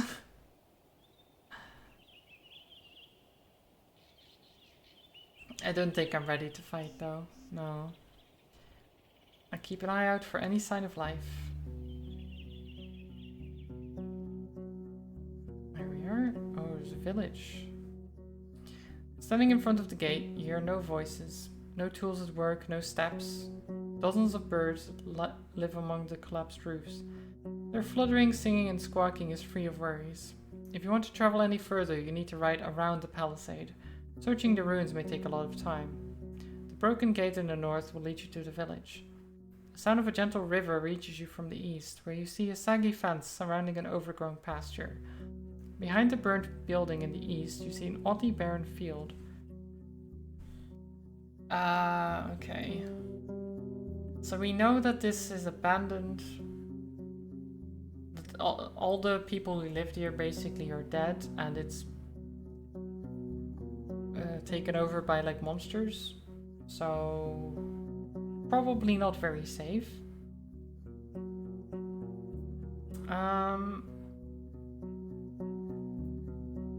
Let's go to the building near the field. The broken logs and planks are charred, while the wooden walls are rotten and covered in moss. You see no ashes or dust, proving that the fire happened a long time ago. The smell is awful and there are no reasons to stay for long. You see no furniture, just some broken shelves. Okay. Take a closer look at the gate. The palisade is in good shape, and the entrance wasn't even touched by the fire. It was torn away, possibly thrown. The amount of used force must have been huge, but you'd expect that it would push the gate into the village, not away from it. You don't see any marks of a dragon bite. Troll could toss such planks, but after so many years you see no paw prints. A mage? You can't really tell. Okay, move forward. Inspect the pasture. You don't find a single sign of the livestock that lived here in the past. Any bones, horns, antlers, or dung have already been devoured by the wilderness. The pasture ends at the river. On the opposite bank, the meadow turns into a thick forest, impenetrable for a rider. What are the chances that a herd of defenseless animals could get there and survive? The breach in the southern fence wasn't made by some brute force. You find axe cuts in the spots that were ultimately broken away. After all these years, there are no tracks you could follow. Fields to the southwest. You're surrounded by what looks like a field plowed in late autumn, disturbed by hundreds of rains and snowfalls. There's a few clumps of grass and wheat, but a place like this one, abandoned for years, should already have turned itself into a green lea. A barren field? Maybe it was overused, but you would still expect the weeds to sprout. A curse? The path leading west from here ends at the edge of the field, shifting into a meadow, then a forest. In the north, you see a path leading around the palisade. I don't have a way to investigate, okay. Inspect the palisade. The tracks of human footwear and many more ape footprints cover the path formed around the palisade's breach. As far as you can tell, the freshest footprints lead to the village. The wooden stakes spread on the ground are rotten, covered in mushrooms, small flowers, insects, and worms. A good source of animal or goblin food. Though you'd expect them to also hunt for the birds and the eggs. The meadow in the west turns into a forest quickly. The grasses in the north surround dozens of tree stumps already covered with moss and fungi. Going south, you'll reach a large field, though you don't see any crops. Shouldn't enter the forest. You feel a slight aching in your stomach. Where do you want to go? Aching? Not the stomach ache. Clearing in the west. You Northwest part of the village. Go to the main square. Clearing in the west. The meadow is lush and colorful and so dense it's unsafe for a rider. For a couple of minutes you lead Aegiostrophine with a rope, avoiding the potential disaster in case of a hoof falling into an animal den. Being forced to travel around the palisade every time you get here is going to be a pain. Most of the tree trunks look similar and of a comparable size. They were most likely planted with the sole purpose of being cut down and used by the locals. Though cutting so many trees at once, that alone could provoke the wrath of the herds. Such a process should be spread across a couple of seasons, and you can't be sure that was the case. In the west and north, the clearing turns into a wild forest. In the east, you see a road leading north.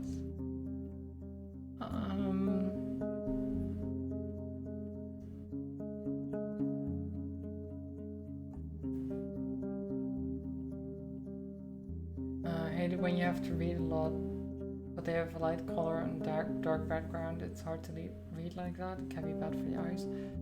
This color isn't too bad for me. I don't mind this too much.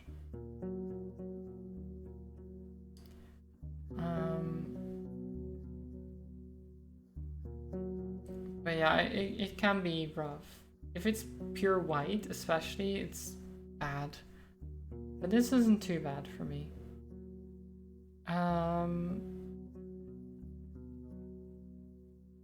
Like this, of course, when it actually turns white, it can be a bit rough, but it's actually not too bad. The background isn't so dark that it, I don't know, it doesn't seem too bad for me. Oh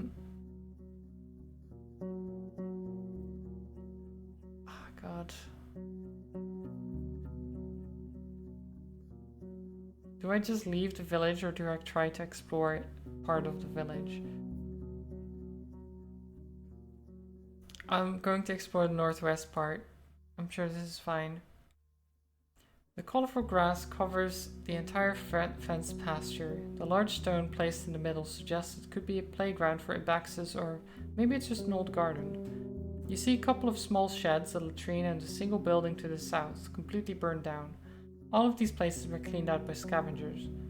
Aegiostrophine doesn't want to approach the large ruins in the north. The terrible stench of feces and rotten food scares you off as well. The paths are covered with goblin footprints. It's daytime, so the pack should be asleep.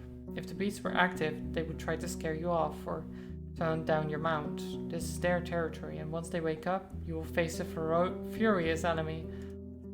Okay.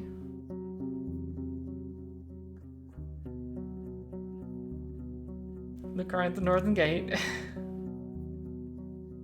The paths here have almost been reclaimed by grasses.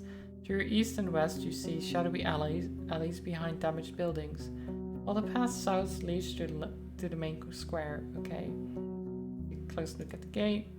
Pushed or pulled, it doesn't move an inch. Someone has spread dirt and rocks both underneath and around it. Okay. Look into the well. Filled up with soil, approach a nearby tree. You don't find anything worth picking. The half-dead quinches have maggots crawling under their skin. You wonder which part of this meal is more tempting for the dark-winged birds sitting among the branches, the flesh of the fruits or of the worms. Quinches are rarely eaten without having a chance to bled. You can safely guess that they were meant to be dried, or to add taste to cookies or hard drinks. After a few moments, you realize that the bottom part of the tree, just above the ground, is partially charred. Someone must have posed a torch here, but the wet wood didn't burst into flames. I want to open the gate. Open the gate! You should take a look at the other side to be sure it's even possible. Yeah, okay. The closer you are to the village and the longer you stay around, the sicker you feel. The taste of gastric juices hits your mouth. Your forehead hurts, you start to stumble. Walk away from the walls, yeah.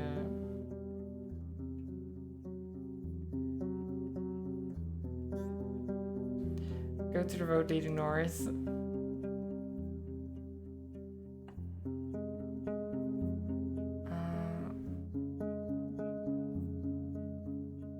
To the river?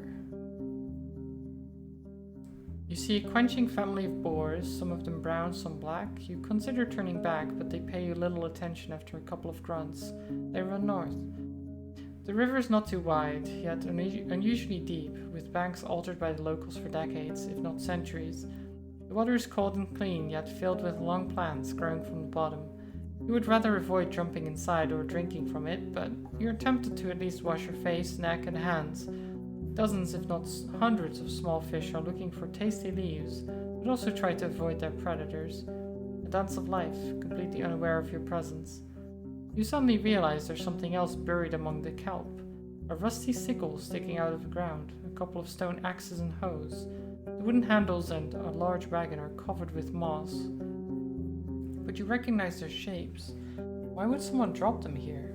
On the opposite bank, the meadow turns into a thick forest, impenetrable for a rider. Okay, consider washing myself. I won't get any cleaner. Okay, fine. Let's travel away. Let's go.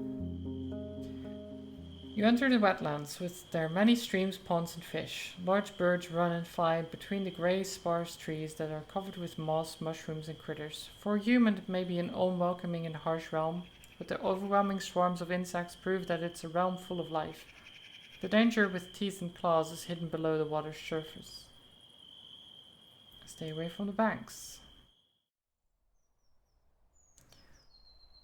This plant shouldn't be alive, not without leaves. It doesn't resemble the other trees of the wetlands, it's something else. You get off your horse and prepare your axe. The water is filled with dirt and dead plants, and it smells like an old corpse. The roots are spreading far, breaking through the water's surface. You don't see any saurians in the grasses or on the shore. You approach a table-like altar made of 3 limestone slabs. Were these rocks originally as formless as they are now? Or was there a point in time, centuries ago, where they were precisely shaped and decorated by masters of artistry? There's no way to tell. Anjostrophe is peacefully observing the dark grass and snapping flies with its tail. Whatever it is that you feel in the air, it's clear that your companion sees this place through very different eyes. I'll scratch the bottom of its neck. Go ahead, I'll look around for just a moment. Approach the altar. You're keeping an eye on the grass, yeah. You make sure there's no ambush. There's clumped dirt in the uneven nicks, fused by years of winds and rain. The bottom surface of the table is dusty, but you don't find any spiderwebs or mold, even though it's a perfect spot for them. The tree roots cling to the altar in many spots. They're firmly attached. You struggle to move them even by an inch. The cream-colored limestone is cold and smooth. Try to make an offering. I mean, yeah, I think we can offer some rations. You place any type of food you can find in your sacks or on the nearer plants, but none of them seem to make a difference.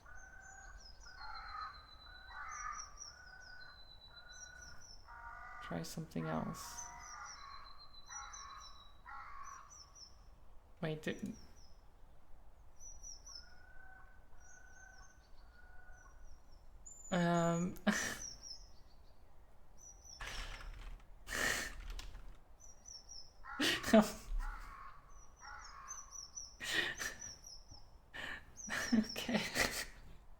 No, I'm sorry, H.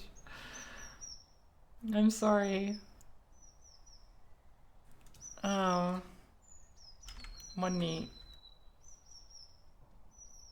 Nothing happens.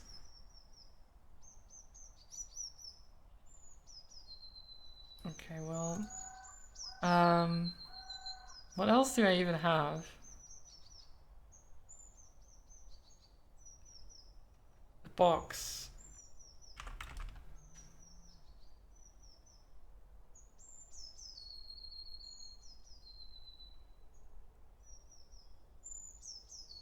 You put the box from the dolmen on the altar. Once you take it back, it's shaking a bit. What do you mean shaking? The box should be shaking?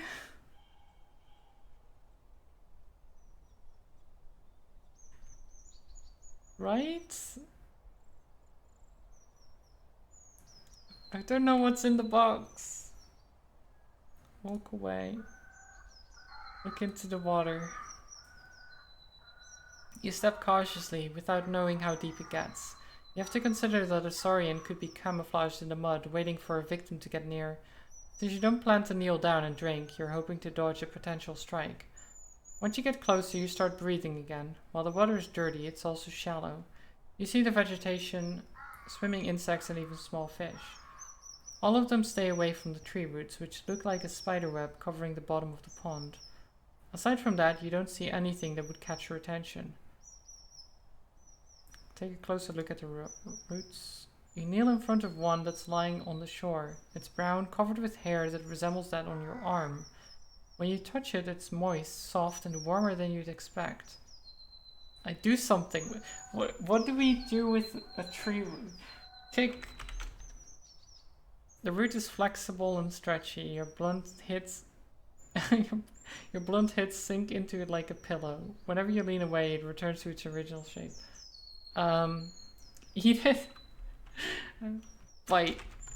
The scent of decaying water is now especially repellent. You bite into the warm root and start chewing it, but with no results. It's flexible and stretchy, and you can't hurt it with something so blunt. Okay. Axe.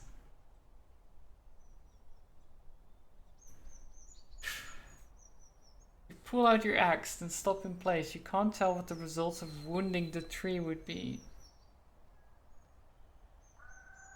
Do we axe it?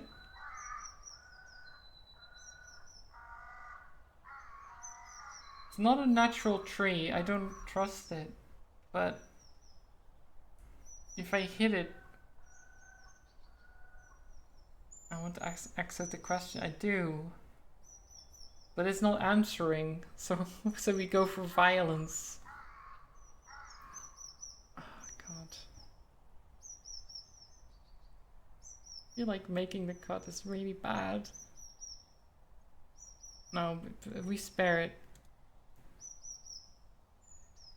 So the box, why is it shaking?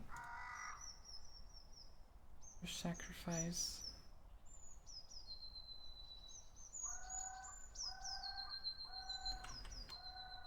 Healing potion.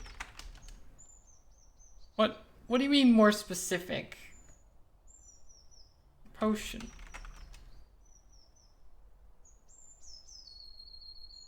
Fresh healing potion.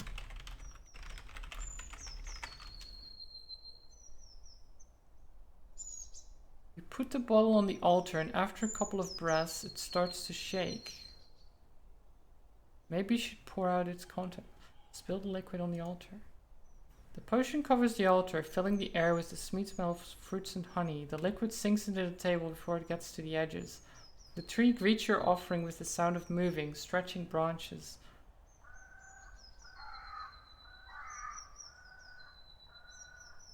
Okay. Offer a magical item? I don't have a magical item. Is it gonna bless my...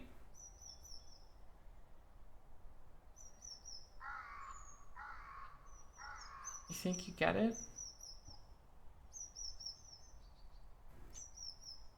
It like absorbs the magical energies, and then I can infuse it into something else maybe?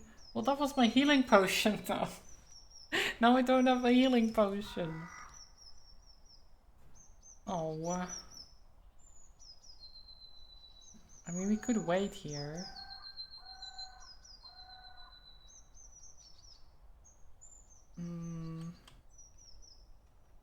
What do you think?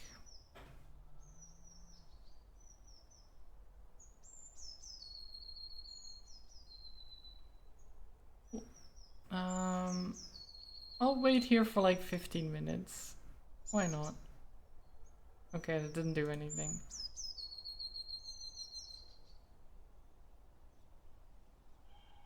Offer magical item. I don't have a magical item, okay. Once I get a magical item, maybe I'll come back and see if I can do anything with it. We're going south. The shapes of mountains are cutting through the horizon. The water gets gradually less muddy. The cleaner it gets, the more animals you see. A family of deer blocks the road, resting and enjoying the cold water, which would be deadly for a human stomach. You consider riding around them through the sparse meadow, but your presence also causes them disquiet.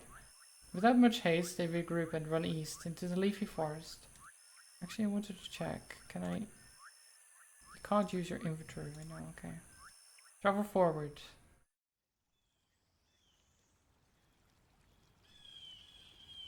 You've reached Hag Hills, the wall of stones that has blocked the city's grasp. The one well-established route through them leads through the valley where you found Julia's camp. There are no maps of the highlands, nor local tribes, only stories. The beaten path leads you by the garden beds of herbs and vegetables to an old yet not abandoned mine, hidden behind a massive door made of steel.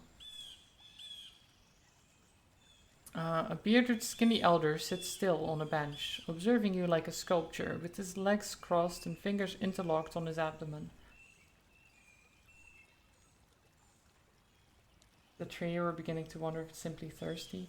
Yeah, but why specifically my healing potion, though? I could have just tried to give it normal water, I guess. But after that I got the option to offer a magical item, which I didn't have before, so now I'm thinking that maybe you give it something and then you can improve your magical item in some way or something, I don't know.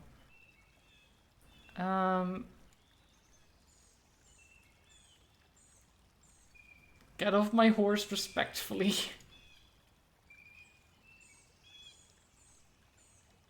You dismount and keep an eye on Age. You greet the man as he nods back to you. You mention that you have a few questions. There's cold civility in the air, as if you're sharing a table at an inn. I need you to look at me whilst you speak. His strict voice reminds you of a master of craft guild, though his thick accent distorts this image. I cannot hear without magic, but I'll read your lips. I have no wish to talk about your daily struggles, traveller. It's not a refuge for strangers. Say what you're looking for and let our paths split. He doesn't yell, but his voice is not used to being opposed. His face is wrinkled, but he sits straight, with beard and hair still carrying glimpses of fair blonde. He stands like a worker, and his eyes are blue and piercing, as if they belonged to an infant. I've read about people like him in Wright's tablets. Okay. You ponder about his unusual vigor in the unguarded garden.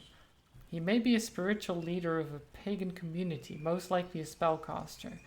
Druids try to protect others from nature's wrath by teaching them to respect the laws of balance and restraint. Different tribes develop their own traditions, but you know that in this province such priests prefer to be addressed as forest speakers. Explain who I am. What do you call him?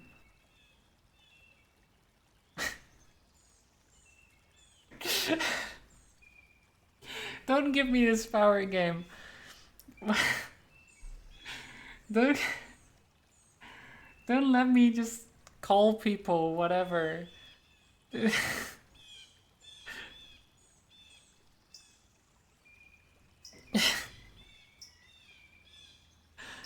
Oh god. Idiot. He might take offense. I know, that's why I'm... But that's the problem. I want to say stuff that I know he'll take offense to.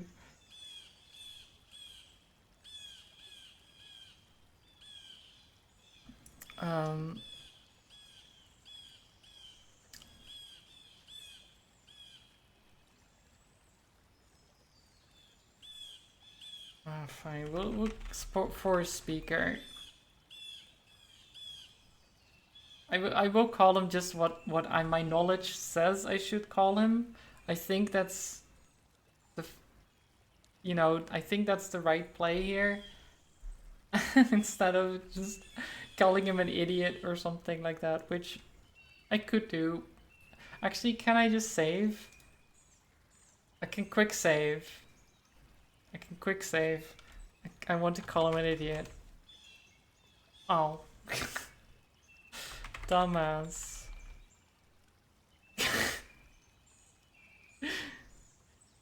Okay, that didn't work. Okay, quick load then. So what did I say? Forest speaker or something, right? Yeah. He lowers his head and closes his eyes, taking slow, deep breaths, forcing you to wait in silence. The elder is tall, with long hair and a beard that was let loose a long time ago. His sandals are covered in dust, and you spot dirt on his clothes and skin. The woolen tunic and linen were made with care, decorated with colorful threads at the collar and sleeves.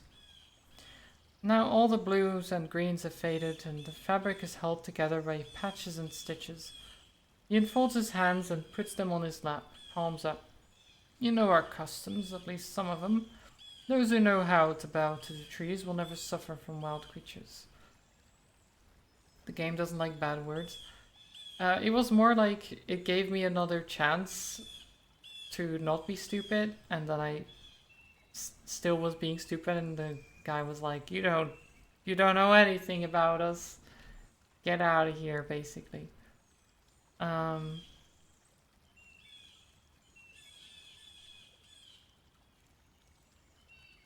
do my best not to smirk. He doesn't know what he's talking about. No, like, I wait for him to look at me. The man stands up and approaches your palfrey. Without touching it, he observes its eyes, mane, stomach, and rear. Age ignores its examination.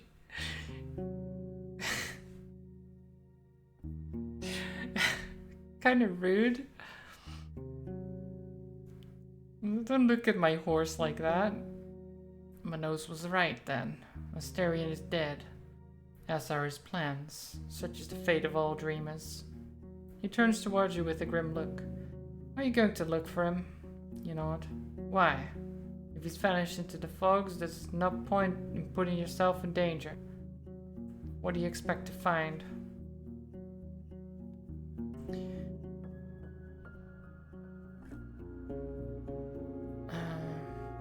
You may need my help. Do you believe that? That a man with no power over animals could disappear in the wilderness and survive for that long? And that's out a chilling laugh. I bow to your optimism. He doesn't actually bow. If what you say is honest, you and I could share our paths one day. Defending those who cannot help themselves is something that makes me whole. He takes a deep breath and smiles. You have some questions for me. Oh God.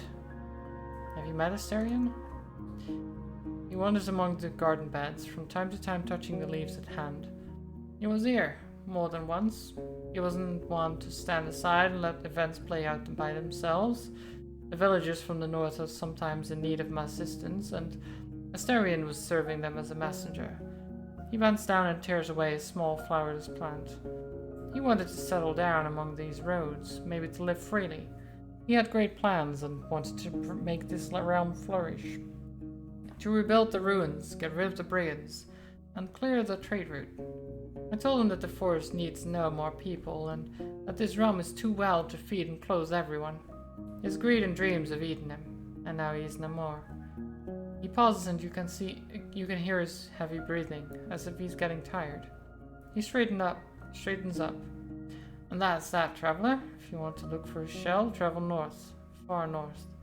People there should know where he is. I'll do that. Okay, so we have a clue. He's north. With something. I've heard about some bandits. Were they bothering you? There are souls who steal from the White Marches, a village in the north. They would not dare show up here. But those brigands are brutes. Simpletons. Eva, their leader, Glacia, listens only to force and will humiliate for the enjoyment of her band. She will not be afraid of some lost Roadwarden. He lets go of his beard and lowers his head. She's drifted so far away from her old self. A kind, bright girl from Gale Rocks, loved by her parents, but now, do not cross her, else she'll find you.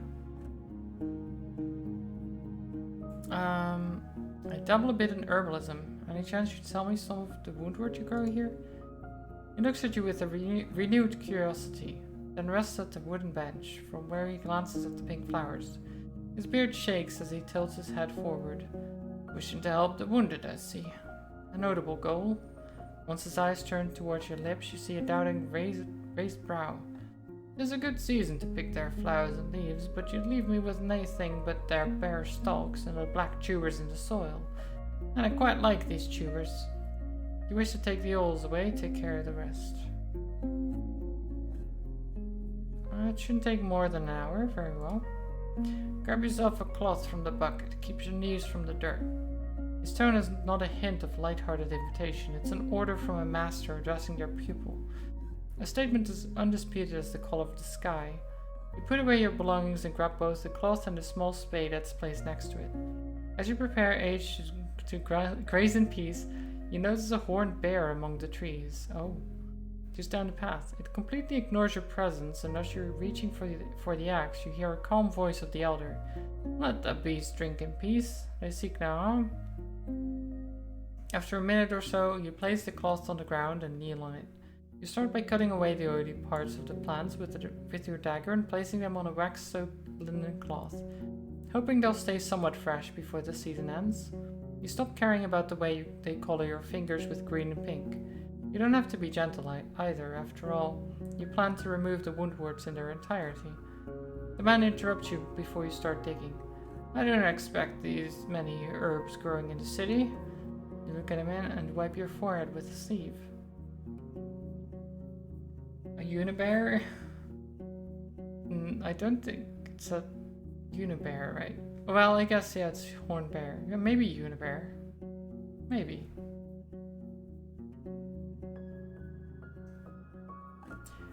Do we have any info on the bear? Bestiary? I mean, unicorns.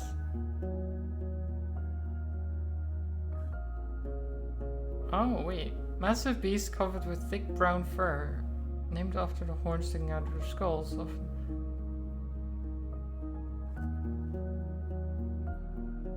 I mean, sounds like more than one type of creature can be a unicorn. Just beasts covered with thick brown fur that have horns sticking out of their skulls.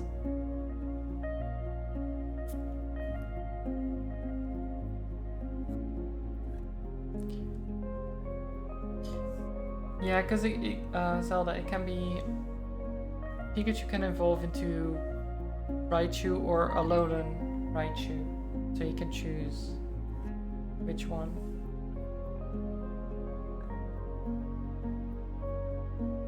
So then you can just type in the same thing, but then space after it and then Raichu.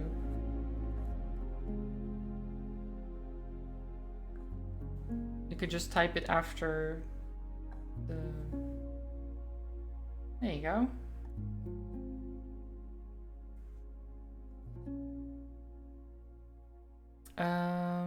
Hunt lords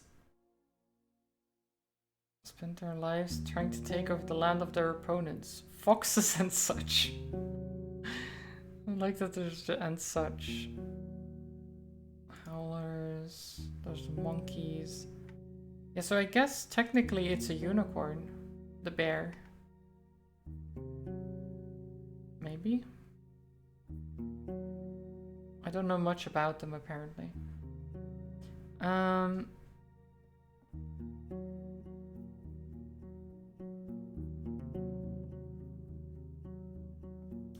The monastery is a great garden. I wasn't born in Hovleven. People do have gardens in the city. Neighbors used to be farmers before they lost their home. They helped me a lot. The monastery is a great garden. Once you learn how to read, you can find a lot in the herbaria. Let's do the monastery one. Because I think we would have learned a lot of things in the monastery. I think it makes sense. He nods approvingly. Isn't it far away from the way we teach our youngsters? There's no better path to wisdom than through telling, showing, and acting all at once. You stab the soil with the spade, getting to all the black rhizomes and roots you can find. The man tells you to leave the garden bed as it is, so he can add some animal dung to it. You've gathered a small pile of yellowish worm-like tubers, still covered in dirt, not much longer than a finger, and disturbingly twisted. You gesture at the results of your work, but the man frowns and looks towards the pond. You forgot to wash them, herbalist.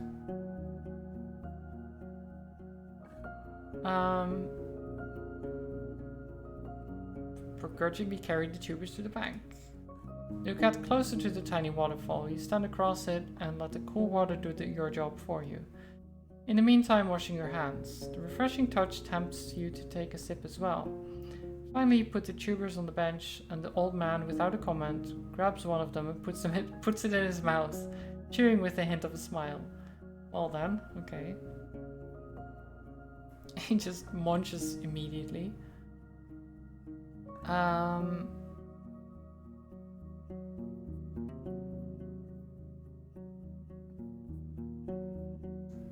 Your mount just woke up from its short nap. You woke up. Nice, Sage. Nice.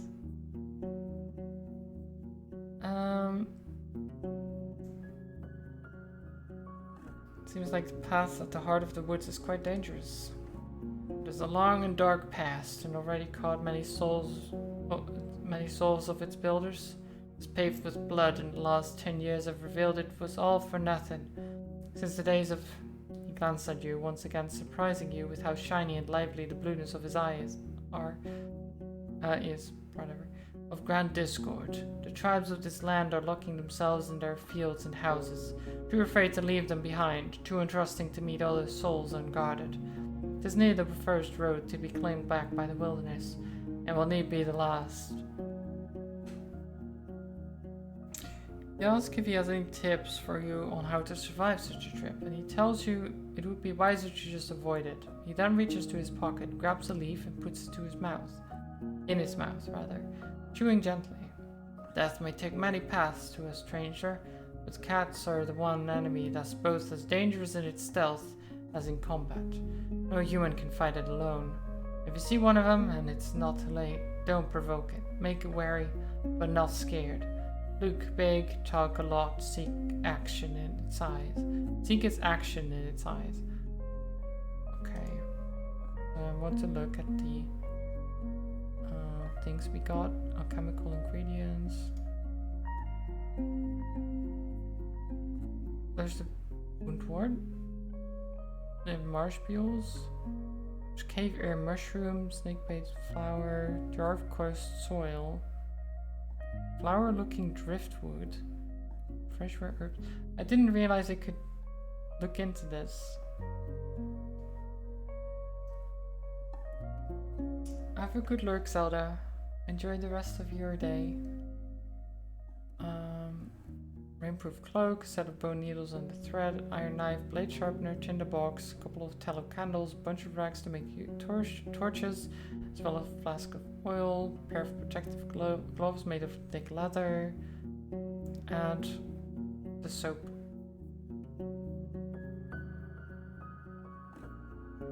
Great. I'm looking for a job. He gestures you to follow him to the pond. It is a near dangerous task, but one that I cannot complete by myself. My spells are not enough to ask animals to fetch for me. He speaks very slowly. At the northern coast, you'll find Gale Rocks, a village of fishers. One of them is in my debt, and I want you to collect what's mine. I would ask him about this debt, but he doesn't look at you.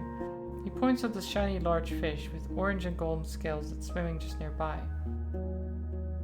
This gorgeous creature is an empress carp, one of the few animals that thrive both in the seas and the lakes. You don't know where the man found the large worm that he now drops in the water, feeding his pet. Go to that place and find Photios. He's a young father, an ocean folk with scars on his neck, which he will not hide. Ask for a male empress carp, but beware, I need it alive, so it can mate with the one I have. He stands up and approaches you. I do not sleep on dragon bones, but the pneuma is in my blood. I use some of it to heal your wounds, though no more than once. That's fair. Traveling with the live fish isn't going to be easy. I can't promise I'll do it right away.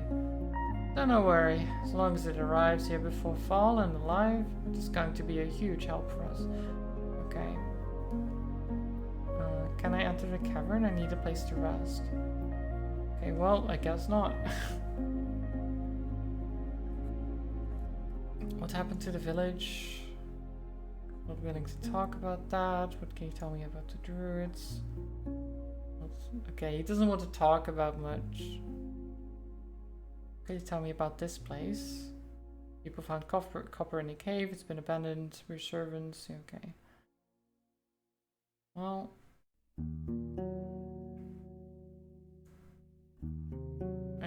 I want to open the box so bad.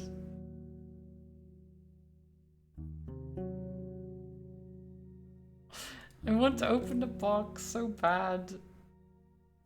Save? Yeah, maybe a quick save. Quick save. Open the box. The box turns out to be filled with rags, covering a fragile earthen bottle. It's small and sealed with a tall wax seal, inside of which you see a thin stick. It should be easy to instantly open it. Take a look at it. You can't look inside, and if you open it, you may not be able to seal it again. Nevertheless, you recognize a magical potion when you see one. It has a tall wax seal, inside of which there's a thin stick, enabling swift opening. It could be anything. The box shook just like the potion. Yeah, it makes sense. Can I smell? It smells tasty, like fruits cooked in honey syrup. You don't sense any hard drinks, probably healing potion.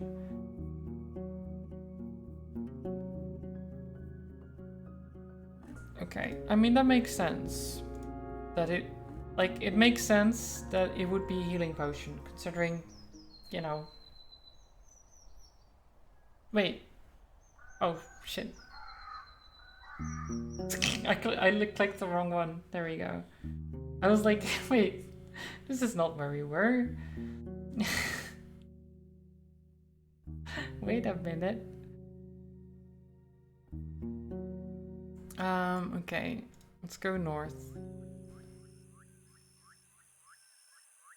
You slow down. Among the shrubs, a small pack of dragonlings is feasting on the carcass of a grey auroch.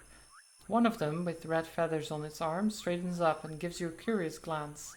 Its head tilts left and right, forward and back. It screeches at you, but doesn't move forward, and returns to its meal. You wonder what would happen if you were on foot. Would they let you be, satisfied with their prey, or would they run after you? But if so, for what reason? For now you have enough space to move forward, yet stay safe. The powerful jaws break the monster's bones loudly, then bite off and swallow chunks of meat. Well, let's ride forward. That's fine. As long as they don't bother us, right? The beaten road serves your palfrey well. The forest to your left becomes sparse and brighter, and there are dozens of human-made paths among the fruit-bearing trees. On your right, there's a large pasture, with at least a dozen of massive mouflons. 2 of them already sheared look comically small. Soon after that, you ride alongside vast flourishing fields filled with rye, still green, preparing itself patiently for the second harvest. The path ends with a massive wooden gate, the stone wall separating you from the glow of lights behind it. It isn't as tall as its roof, but you can't imagine climbing to its top.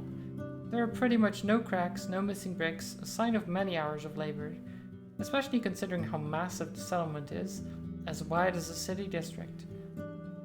The birds and monkeys are now just a distant echo, replaced with the sounds of carts, running, hammers, saws, laughter and shouts. Apparently owned this game. I think it was in the Yogscast bundle, the collection. Either that or the Humble Monthly, which I don't know if you have that, but those two. Clondal, yes.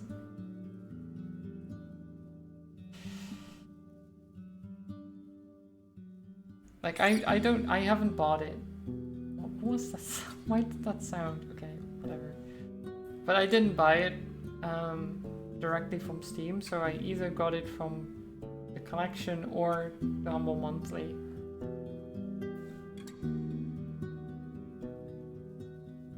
No, not thief. I paid for it, just I didn't buy it directly from Steam. The birds and monkeys are now just a distant echo. Yeah, okay, finally. Maybe I can rest here. The young man is leaning against the closed gate, covered by its shadow. He's young, tanned, and has a short, elegantly trimmed red beard.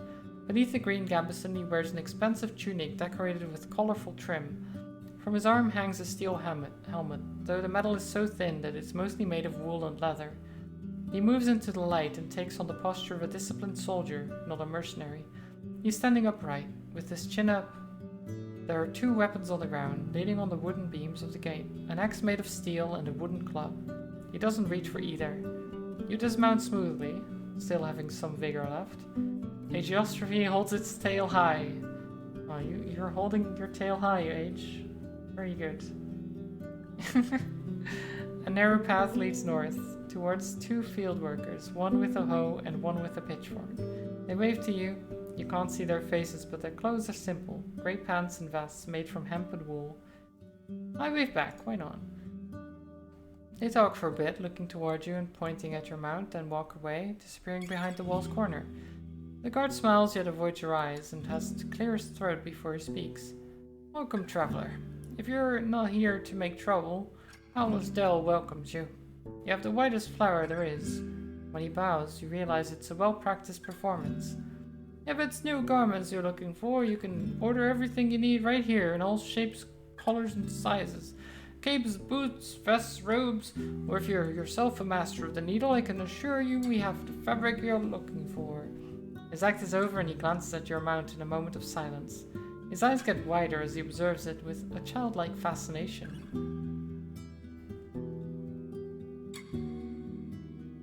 It's Age.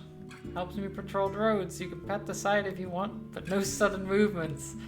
Age doesn't like sudden movements, we know this. It's understandable.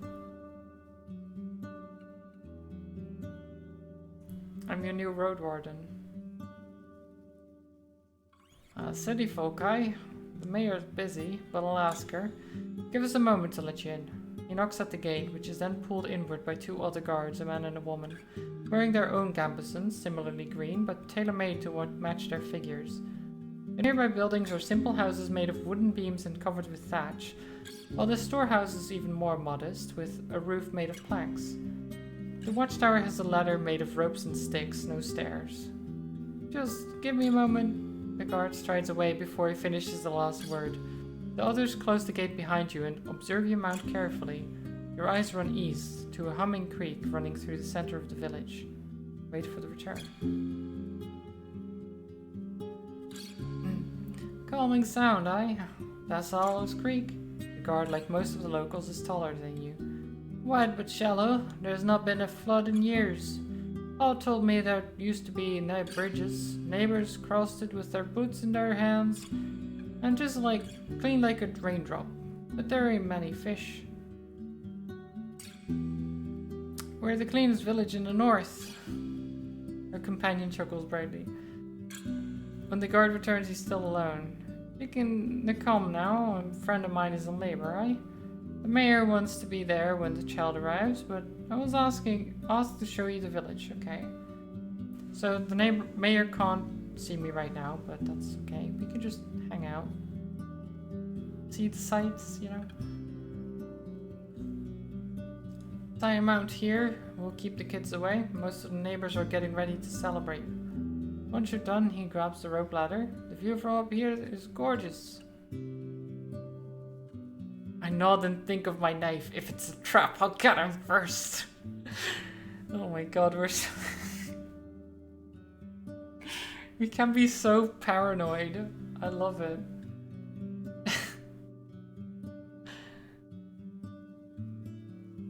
First village I reached was Howler's Dell.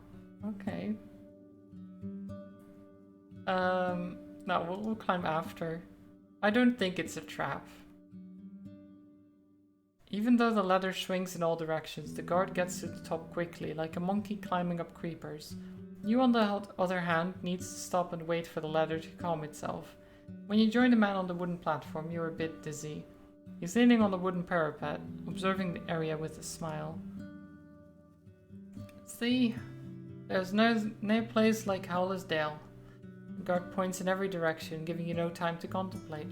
For the next few minutes, he describes the fields and the crops, the flocks in the pastures, and the shepherds inspecting their fences. The ancient garden of trees and bushes, larger than the village itself, the sunlight dancing on the stream to its own tune. If you're to believe everything he describes, the place has access to everything in abundance. The sweetest honey, the most fragrant bread, the softest wool, and beer. It is excellent. He sounds like a city merchant who's trying to sell an old house. I mean, honestly, yeah, but he can be proud. I'm not gonna call him annoying. He's just proud of the village he lives in. That's nice. The island in the middle connects both parts of the village. According to the man, the northern gate is hardly ever opened, as it leads nowhere now. Near the eastern gate there is the Ape Ale Inn, where you can find a bed and victuals, and there's the stall where Akakio's rewards our work, unless we annoy him with pointless talk. That's how to chuckle. On the opposite side of the creek there's another white house. It belongs to Bion, the best clothier in the north. The priests live in the southeast near the wall, but they do not talk to strangers. You also hear about the hunter, the cooper, the fisher, the miller, the pie maker lives with the sister, the baker, the smith and her husband, the carpenter live with their kids. Amazing. There's a lot of people, I get it. Some of the larger buildings could accommodate 2, maybe even 3 generations at once. There could be more than 100 dwellers here. You consider stopping his speech, but he suddenly points at the island again. There, see, the mayor's coming, the one wearing purple. You're free to join her, traveler. Okay. It's getting late. Okay, 3 hours, but that's fine. You try to get down quickly, but 2 steps are enough to make you sure that it's a bad idea. You wait for the ladder to find its balance. You're relieved when you touch the ground again. You untie your palfrey and follow the guard. You pass a few...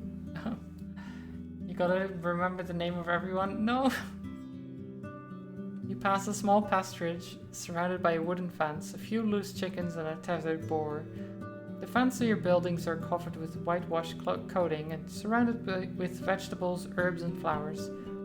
The bridges are wide enough to carry even a wagon, but for age, walking on the wooden beams is far from pleasant. The island is empty, but you notice an empty stall painted with the shapes of colorful flowers. Second bridge. Along the entire path, you notice more and more people observing you, smiling, or casually greeting you as they're focused on their own tasks. Finally, you reach the main square. A large tree grows in the center, surrounded by dark water, held together by a thin wall perfect for sitting. But the smell coming from the liquid makes you think of rotten eggs. The plant reminds you of the tree you saw in the south next to the swamp altar.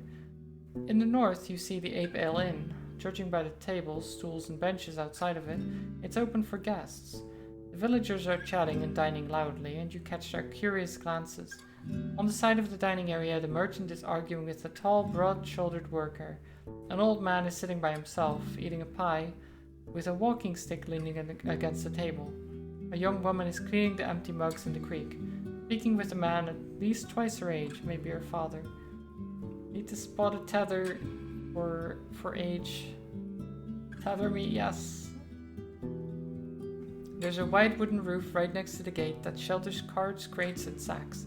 You move your mount next to a donkey, to a beam placed there just for this purpose. Without a moment of hesitation, Age starts to chew on the nearby haystack. You have some time to make sure it doesn't struggle with your bundles. There we go, you get some hay. And a donkey friend. Let's look for the mayor. She's sitting on a chair with a 4-year-old boy on her knees. She's holding his hand gently, showing him how to eat gruel from a bowl. It's not a cheap meal though. You spot nuts, berries, and milk, and the added honey makes it yellowish. The kid is clean and quiet, and once he notices your arrival, he crams his mouth with a spoonful of oats. Now, love, the mayor chitters. Don't get distracted. She rubs the meal off his face. A few more spoons and you'll get to help Go help Papa in the kitchen, eh? She gives you a radiant, though apologetic smile, then turns her attention back to her companion. Observe her more closely. Her long, full-sleeved linen dress must have been dyed once in blue and once in red to achieve its dark, fancy purple, which would draw looks even in Hovloven. From her left shoulder hangs a green woolen cape as thin as a shawl.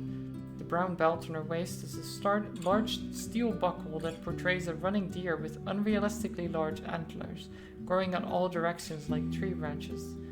Unlike her tribesfolk, she's pale, with powdered and rouged cheeks, and her lips match her outfit, though they're a bit closer to wine red. Wine red, I guess. The thick grey strands in her long blonde hair look more like a fashion choice than a result of aging. Her eyes are the color of her cape, keen and vigorous. She's shorter than most people around, though would still be the tallest woman in most of the northern settlements. While she's around 40, her slim hands add fragility to her appearance. Even though her posture is upright, her legs confidently crossed and her delicate voice assertive. She makes plenty of gestures, but her shoulders hardly ever move. Wait for as long as it takes. After a few more minutes, the boy lets out a gentle cough, and after a pat on the back, the mayor puts him on the ground. Puts him in the ground. No, he didn't. Don't do that. You did a great job, love, but now I need to speak with our guest, darling. She addresses one of the inn workers, a girl close to 15. Take him to father, will you? Her tone suddenly gets firmer, leaving no hint of question or suggestion. Yes, ma, she responds. Both her hair and her eyes are nothing like those of her brother, and neither of the kids resemble their mother. Odd, but sure. So we have a Roadwarden again. Please sit down. She vaguely shows you the palm of her open hand, letting you pick any place you want.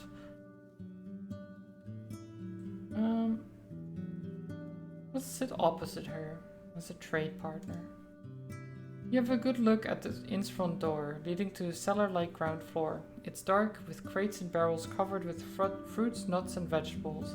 The actual inn is upstairs, but the only people who go in or out are the workers, most of whom are teenagers.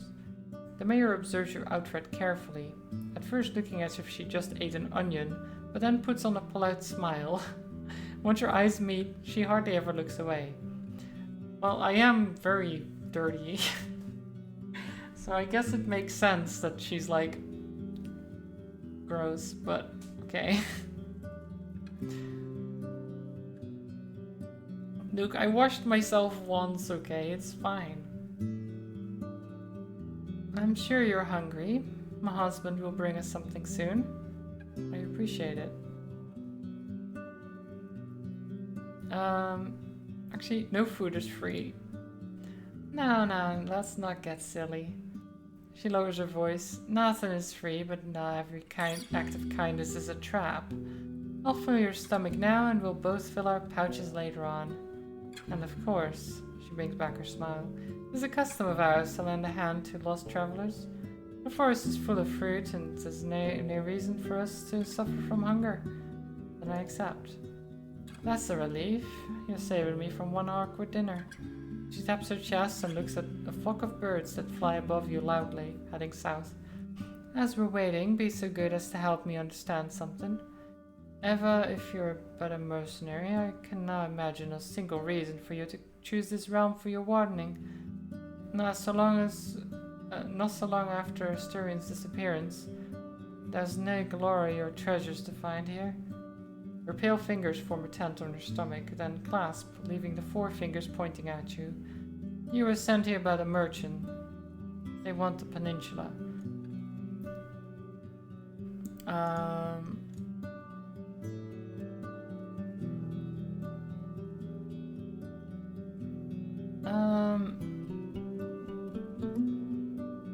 Simply explain the situation, make it clear that collaborating with the city would keep her people safe.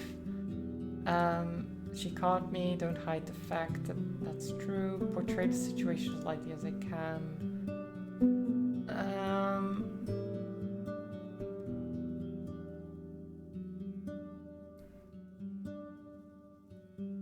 Let's just simply explain the situation. You introduce yourself and confirm her suspicions. The guild and the deputy are in agreement. They are willing to send troops to this place, defend the settlements and patrol the roads. They'd cover their pay, you'd only have to look after their board and lodging. You explain that the rate of taxes is open to negotiations, but they would be taken twice a year in spring and fall. You have time to think about it, you reassure her.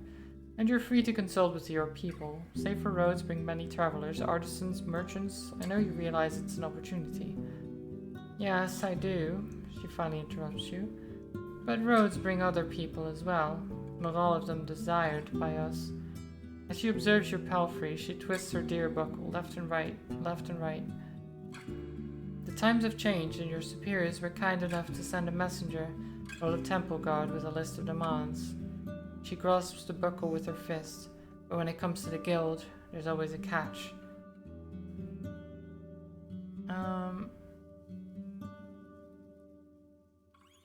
I'm telling you everything I know. I can't ask you to trust me, but I'm not hiding anything. Even if I were eager to put the trust in the words of a stranger, your honesty has nothing to do with the truth, necessarily. It doesn't put me in an easy position, as you can imagine. Here, listen to this trick I learned about during my studies. She theatrically clears her throat, patting her chest with one hand, covering her mouth with another, then leans forward and rests on her elbows, allowing her hands to freely make gestures. You make a deal with the settlement, flour and wool in exchange for coin and tools. You send the first traders and they imply that you're ready to pay for more. Let's say parchment. Months later you want no more rye, just the parchment and wool. We cannot butcher any more mouflons, the locals say. Don't worry, you answer, we'll send you a small flock. Just turn one of your fields into a pasturage. As she pretends to speak as different characters, her voice comically shifts, and she has no issue switching between accents. Encourage her with a kind smile. She swings her hands above the table. Another year goes by, and while there's more parchment, the village lacks some crops. The tribe needs not just tools and coins. Plenty of coins, but also seeds, and the guild is not satisfied. Sending our wagons costs a lot, and there are more highwaymen now. If you want us to come again, you need more mouflons and to sell us their cheese. And guess what? With a haunting laugh, she straightens up and spreads out her arms like someone a third her age. Turns out that the village can't say no anymore. They lack supplies, seeds, and land. They can't refuse.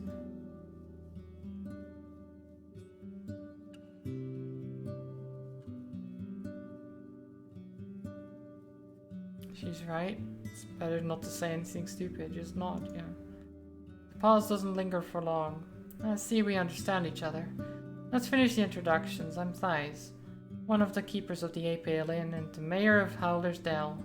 I assume it would be convenient for you to take my answer back to Hovlevan. She wonders for a moment. Say, when could we expect the first caravan? After winter? Depends on what you can sell and what you want in return.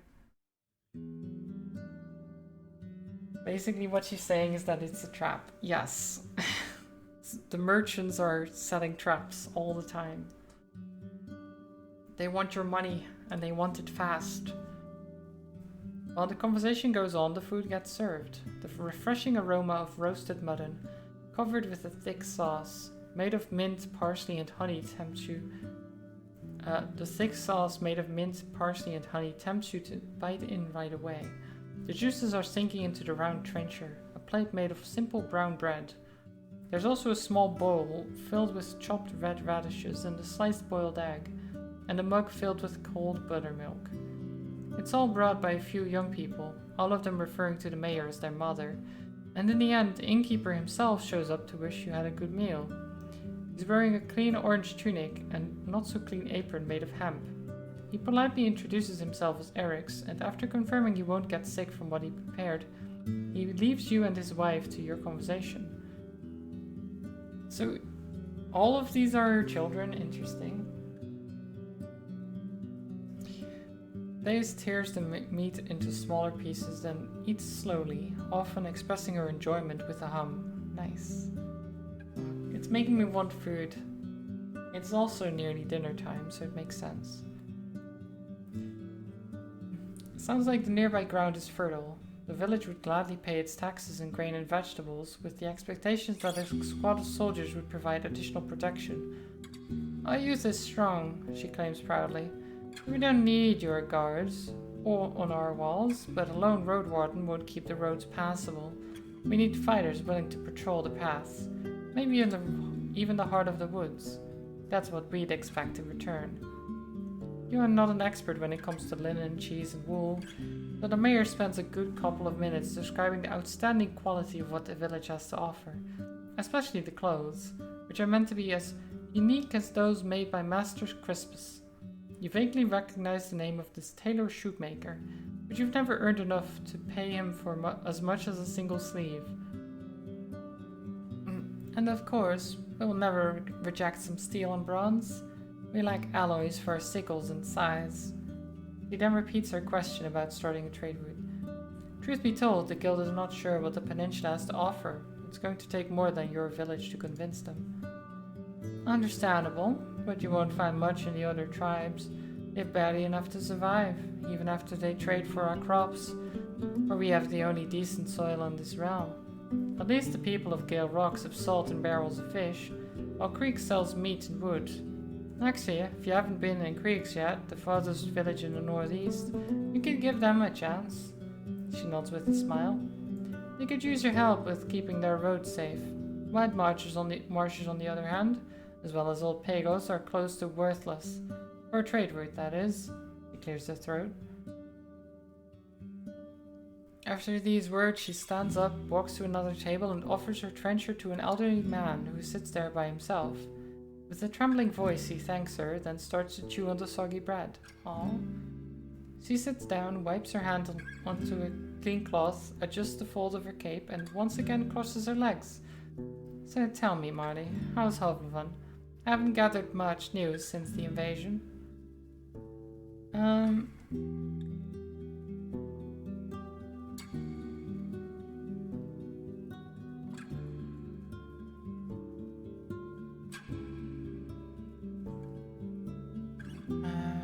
God. Sometimes better, sometimes worse. Not everyone has their own bed, but the new generation is ready to start their own fight. I was afraid it was lost to hunger. Her chuckle is trimmed with scorn. Good to know I was wrong. When the invasion started, some merchants were cheering in their houses, happy that they would sell out all the blades and food they had stored. Can you believe it? This panic will make us rich. He imitates the voice of a pompous man. That's why when the southerners reached the villages, they found almost nothing to eat. She sighs. Staying in a remote peninsula truly can be a blessing. She pauses, hesitant to go on, then shakes her head slightly. Well, we can't change the past. How can I help you? I'm looking for a Asterion.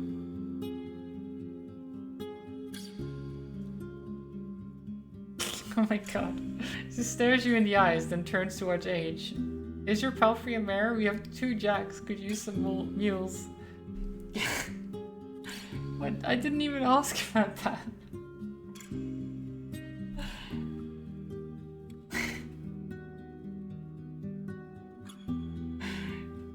It's like, oh, I'm looking for someone, and she's like, is your horse breedable? Like, what the? Oh god.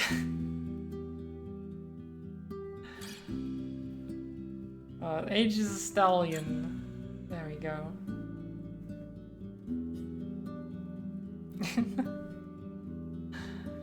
The small donkey bellies bring weak offspring to horses. Her pale fingers reach for her own stomach. When her eyes return to you, they regain their sharpness. I'd rather avoid long talks about that man. Let it remain as part of the past spring. If you're asking about him, I can only assume he was indeed sharing his goal with you. I won't deny that. Yet you're already different from him. I like it when travelers don't try to sell me bluegrass. Seeing your frown, she waves it off. It's just a saying. His words were stronger than his deeds, and he's no longer welcome here. What are his wrongdoings? If you have to know, he failed, and won't get a second chance. He was meant to escort Agedia, a daughter of mine, to her betrothed in Gale Rocks. She was a great archeress. Archeress? Is that even a word? Wouldn't you just say archer? Archeress. Never heard of that. The road from here to the coast is not that dangerous. When they saw goblins on the road, Asterion ordered her to push through, right into their trap. She touches her deer-shaped buckle. They got jumped like a bunch of wealthy pilgrims. A Roadwarden worth their gruel should know better. You could fight with a blade, but my girl, she never had a chance. I don't think Stephen is here. She sighs and looks at the gate. He disappeared soon after his pitiful attempt at apologizing to me, and we closed our doors behind him for good.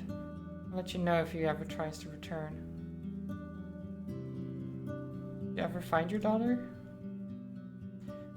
For a few breaths, her green eyes seek something in your face. Her words are careful, yet hesitant. She is with the fogs now. The goblins were after food, so they carried her shell away. One day she's going to charge at our walls awoken and empty. Even though she was a bit mawkish, her heart was strong and patient. She listened to people, was ready to help them and to cry with them. I could tell you stories, but what for? Let the dead rest. Thank you for the hydrate age.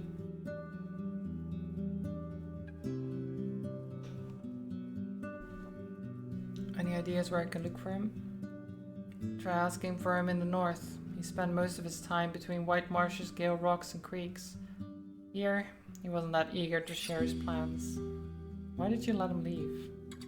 He didn't do anything, well, forbidden by our laws. He was simply stupid and cannot be trusted. But this isn't Hovleven. We have no rich folks to dread. We treat each other fairly. Lost in her thoughts, she rubs the neckline of her dress. One good thing I could say about him is that he didn't try to justify his actions or to avoid the consequences, but I'd rather have him prove first he can do what's asked of him. You've quite a big family. She titters weakly. At one point, there were 12 kids living in our house, 9 girls, 3 boys. They come and go, as it should be. Few are already with the forest, but most are all grown now. Even started their own families.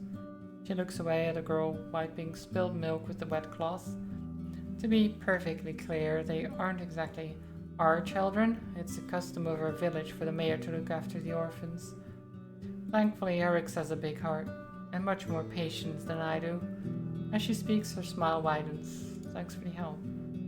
I wonder, back in Hovleven, did you spend any time in Backwood Corner? It used to be this dark, dirty alley with muggers working even in daylight. I stayed there with Octavia, the miller, in exchange for doing chores for her. She had this small wooden hut.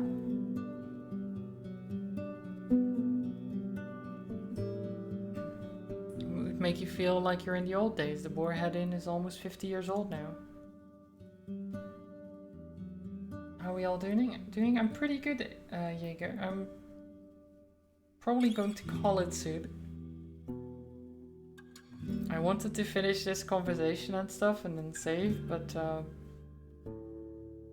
it's taken a bit longer than expected.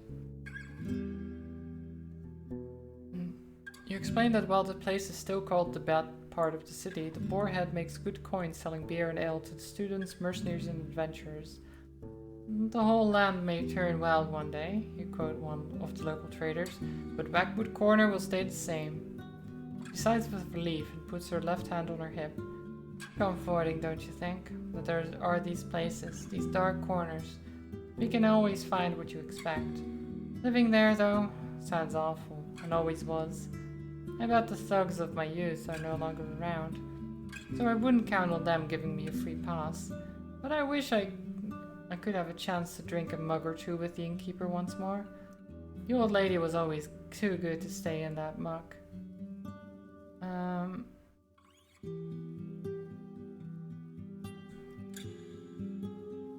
Your audio keeps cutting out. Can't tell why. Oh no. I hope you managed to find out what the problem is. I saw a weird tree. She straightens up and raises her chin. You mean the Beholder, the guardian spirit of our wetlands. Every fall we bring it our gifts, and in return it provides us with its blessed fruit, the flesh of the forest. She stares into your eyes. It's older than the oldest books and the oldest thoughts. The druids help us honor its sleep and show us how to ask for its help. Neither of these rituals would be of use for you. Okay. Interesting. You seem very well off. What's your secret? There's no secret, traveler. There's hard work, risks, and sacrifices, and the support of those that care about me. The good things that happen to me shine on my people just as much. Think about it before you mention it again. Okay. I was in a ruined village. Her tense gaze shifts into an awkward click of her tongue as she leans away from you. I don't even want to think about their tragic fate. No one can negotiate with the wrath of the herds. A long pause. And I better not find you upsetting my neighbors with these sad questions. It was a challenging time for all of us, a wound we won't forget. I was impelled to the north. The innkeeper feels uneasy about Glaucia's band. When you mention the raids on the northern villages, her eyes narrow. Are you sure? It's the first I've heard about it. Glaucia has been around since years back, but she's not much of a nuisance. I'm just a messenger. He's asking for you to join forces. Well, I can't give you my answer. I won't ask our hunters to endanger their lives in the pursuit of some gossip. I could ask around, learn more. He sighs with exaggerated relief. What a splendid idea! There are only 3 villages in the north. White Marshes, further north by the western road, Gale Rocks by the northern coast, and Creeks in the far east. Bring me news from those places and you will get my answer. I can do that.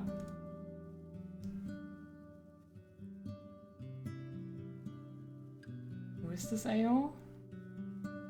The one we're talking to? That's the mayor. It's the mayor of this town.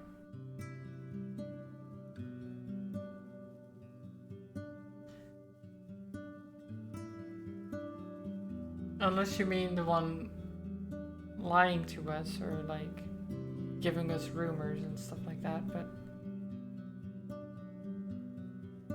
tell me, how do people dress in the city these days? Is it similar to what we have here? Before the war, the merchants were wearing these really long dresses and robes, way too long for my taste. They got mud stains after every rain, and I see no reason to keep shoes completely hidden.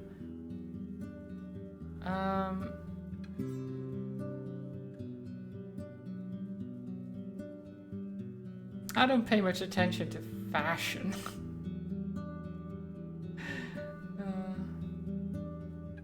She pushes you with more detailed questions. What do the merchants wear? How about priests? Do armorers have enough linen and padding? You struggle to say much, and she finally falls silent, observing you with annoyance. Okay then.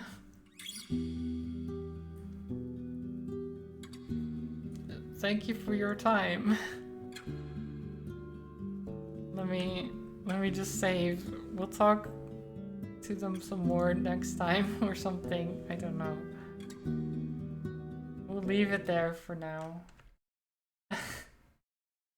I played that longer than I actually intended to. It's a good game though, it's fun. Besides, you know, the amount of talking. Jeez. It's about what I expected, but you know, my voice does not like it.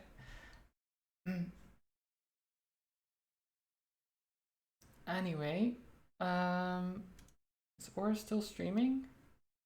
He is.